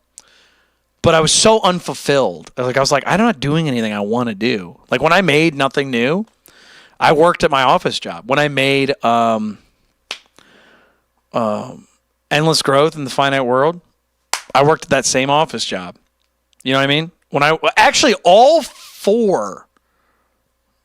6 of those albums, I worked at the same job, and it just wasn't fulfilling. Making the music wasn't theirs, but performing it was music. That was more important to me. I wanted people to hear it. Making music. Let me explain something to you guys. There are people out there, and I don't agree with this, but I understand the point of view. They say stuff like, I make music for me, man. Like, I don't care if people like it or not. I make music for me. Because, like, why play it then? What's the point? Why can't you play music for people? If people don't like it, what's the point? It's like making food. Be like, you like this? Is this good? Like, oh, what is that? Salt? Yeah, I made a whole bowl of salt for you. It's like, why the hell would you do that? Oh, because I made it for me, not you. It's like, what? You know what I mean? Like, the whole point of playing music is for other people. So, like, when people say, I make music for me, it's like, I get it. I get that perspective.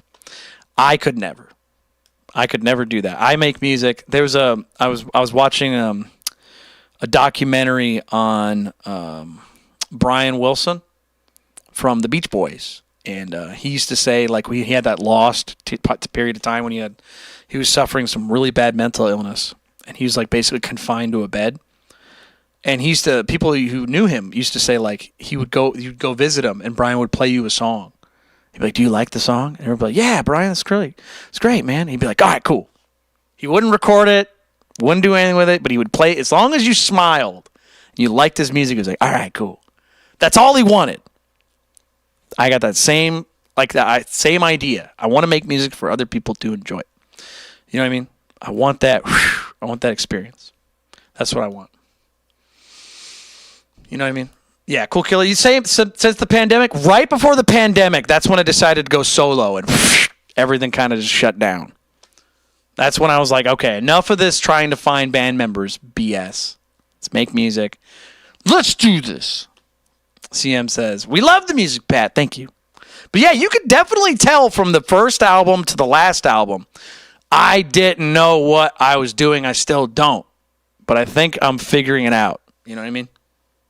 There's a lot of stuff. Like, music can kind of supersede your technical abilities, in my opinion. There's a lot of times people will make music, and I always use this as a reference. I've brought this up many times. Louie. Oh, yeah. We gotta go.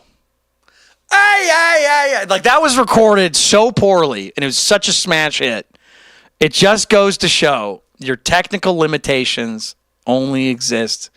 Like, if the song is that good, it will outweigh the limitations every time. Every time. No matter how much, like, how good of music you make. Like, there are people out there, but to be fair, you can't put 4 metal zones and plug it into a PA speaker and expect it to sound good. I get it. But damn it, if it's a good song, you can get away with stuff. You really can. Phil says, what program do you use to record? I use Ableton. I like to use Ableton. I've been using the same Ableton for the past probably 8 years, 9 years or something like that. I really like it. But let me put it this way. If you like a DAW, like if you like Reaper, or if you like Logic, or if you like Pro Tools, if you like FL Studio, dude, just do it. Don't worry about it. Just learn how to use it, like it. If you don't like it, move on to something else. But I sat down with Ableton because Skrillex, this is 100% true. I was like, I really like Skrillex. He's got cool music. What does he do? I tried to make like electronic music and dubstep stuff for a while. That's true. And I went and I was like, what does Skrillex use? Like, you just asked me, I did that to Skrillex. And Skrillex is online with an interview, and he's like, I use Ableton. And I was like, download Ableton immediately. So it was pretty cool. I really liked that. Yeah, Ableton's really, really fun. Let's see. I'm sorry. We got other questions here.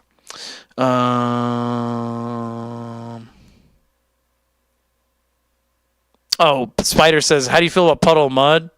They're okay, dude. They're pretty good. I don't really listen to them a lot.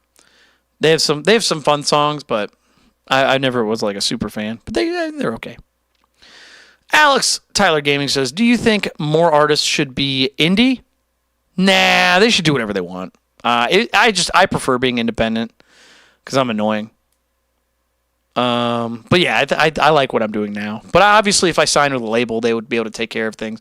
There's a lot of pros and cons. Like, the people that run labels, they're not musicians. They're business people, which kind of makes sense for them to do their job. They're like, hey, we're going to try and get you to be on the Jay Leno. We're going to get you on, we're going to get you on Letterman. We're going to get you. I always dreamed about playing on Letterman. I don't think I could do that. I can't just call Letterman and be like, hey, can you get back on TV so I can play on your show? No, they have people that do that, like an agent. Like, I don't have an agent. Like, the whole point of an agent is to be like, hey, Pat, do you want to do this tonight? Can you make a video for this? Like, there are agents for YouTube. Like, there are people out there that can just like sign you contracts and stuff. Be like, hey, Pat, Fender wants you to do a video where you take the Squire Vintage Vibe series and put it in your video. Is that cool? All right, cool. Yeah, I'll get the paper over to you. Okay, thanks, bye. That's what an agent does. They find stuff for you to do. They're not musicians, but they find stuff for musicians, or they find stuff for cooking YouTubers and stuff like that. It's pretty interesting how they do that. Yeah. Zoe wants to know about your music. Oh, okay. Yeah, let's see what Cool Killer does. Music industry is rough out there for independent artists. Absolutely agree. We were just talking about that, Cool Killer. 100%. It's weird. It's weird. I'll tell you what. If I didn't do live streaming, I would never be able to do this. You got to do it. Spider says, do you prefer the original sing... Spider, these are too specific, man. I don't know. I didn't even know they had a different singer now. I don't know. Can we keep the questions... Can we keep the questions about 3 Day Grace to a minimum? Thanks. I didn't even... Did anyone else know they had a different singer? I'm sorry. I'm not a 3 Days Grace fan. I remember they had one really good song, and then they had another album people really, really liked that I thought was okay. Yeah. All right, thank you. All right, everybody, thank you for that. Thank you for letting me know that. Yeah, I had no idea they had a new one, dude. No clue. Man. I'll tell you what, I'll stay on for about another 10 minutes, you guys. 10 minutes. Oh, Cool Killer. Speaking of strings, I actually tried to get a sponsorship from Ernie Ball, and they never called me back. I sent them an email. I was like, maybe they'll look at my stuff. Get a couple people. Get 20,000 people on YouTube. 70-something thousand on TikTok. Maybe they'll say something. Because I know a guy. He's like a jazz guy. He has like 50,000 followers, and I was like, okay. And he does like mostly talking, which I was like, what? He got a Ernie Ball thing. Why can't I get one? I know another guy who got a Fishman.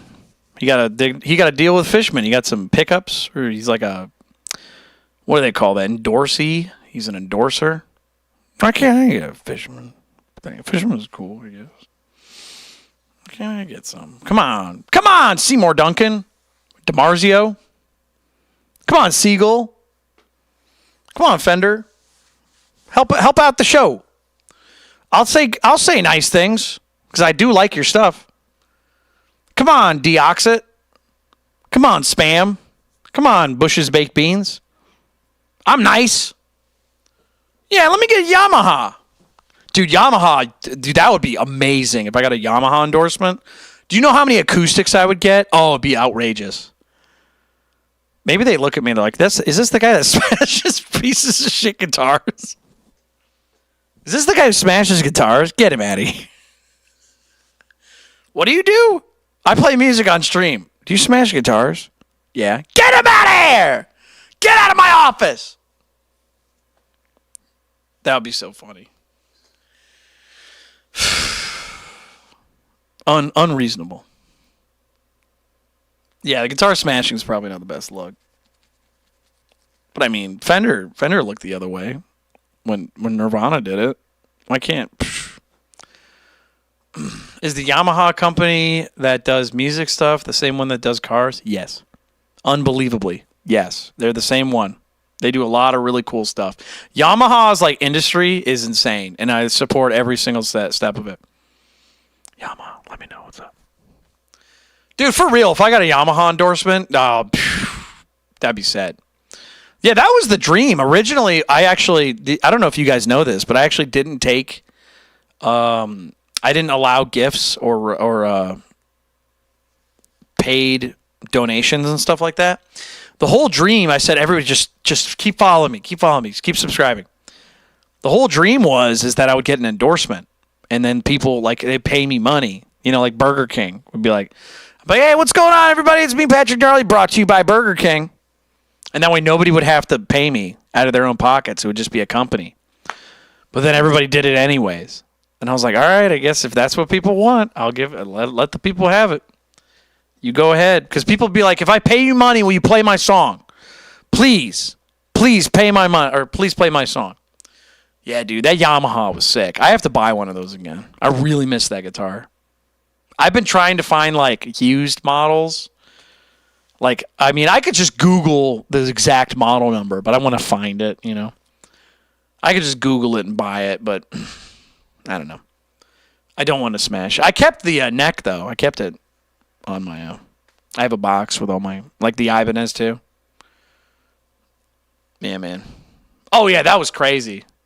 Yeah, the Yamaha and the Ibanez. There's a whole bunch of guitars that were really difficult to break, and I couldn't believe it. The blue one was, I think the blue one was pretty not that hard. The one I just smashed tonight, that one like literally came unglued. That's like the biggest disappointment smash, when it just goes, it's like, oh, no. I actually did scratch my hands up pretty bad. I was like bleeding. Jonathan caught that. I was like bleeding on my, right here on this finger. And then I got this one, and then this one. I have a pretty, you can kind of see it. I'm not going to show you too much because it's kind of gross to see wounds. But, yeah, it's going to happen. Here's a weird question. Uh-oh. Do you think the name of the band can outlive the music of the band? A good example would be is Green Day, famous for, like, 90s and 2000s, but now kind of meh. I don't know what you mean by the name. I think legacy. Bands can have a legacy of music out there. And, like Metallica, I mean, I think Metallica's sick, but can we just be real for a second? Let's be real. Metallica really hasn't put anything out of relevancy in the past 30 years. And that's me being, like, generous. After those first 4 or 5, if you want to conclude the Black Album, 5 records, and you want to put Load and Reload in there, that's fine too. But after that, they have not really cracked. You know what I mean? They have not really cracked their popularity. They just haven't. The legacy of a band, I would argue, is so astronomically important. Because, let me put it this way. The songs will always sell themselves. If you write a good enough song, you could write terrible everything afterwards. You will still sell records. I remember my dad. He went to go see Bob Dylan. Like probably 20 years ago. And he hated the show. He didn't play a single one of his old songs. Not a single one. No Tambourine Man, no Highway, no Big Brass Bed, nothing. He didn't play nothing. He played everything off his new record. My dad was like, that show sucked. He said that show was the worst show he's ever seen in his life. He still likes Bob Dylan. He still really enjoys it. You know what I mean? He's still a Bob Dylan fan.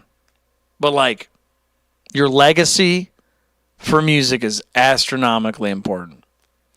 I say this to this day. Nirvana, my favorite band, Smells Like Teen Spirit lifted them from like, I would call an A+ band, like my favorite band, to S tier, like above what everybody could have been.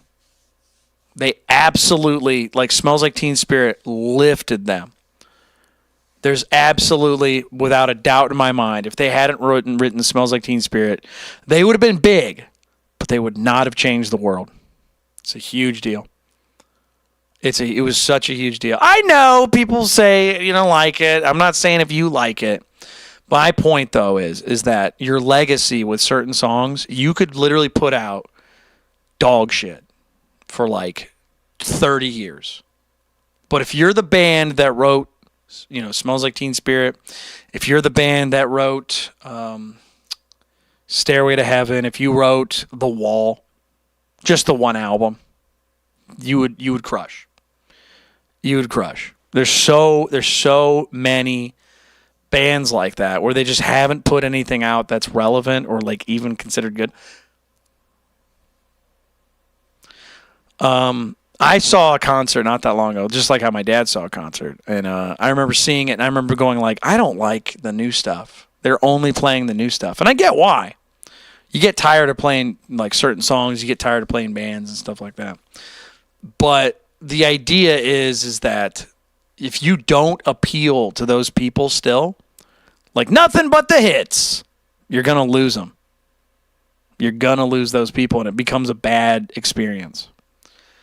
So, yeah, your music definitely, like the riff, I said this the other day, I was like, a great riff, what did I actually wrote it down, hold on. What did I say? Hold on. So you gotta write stuff down, folks, because you forget. Yeah, the riff is God.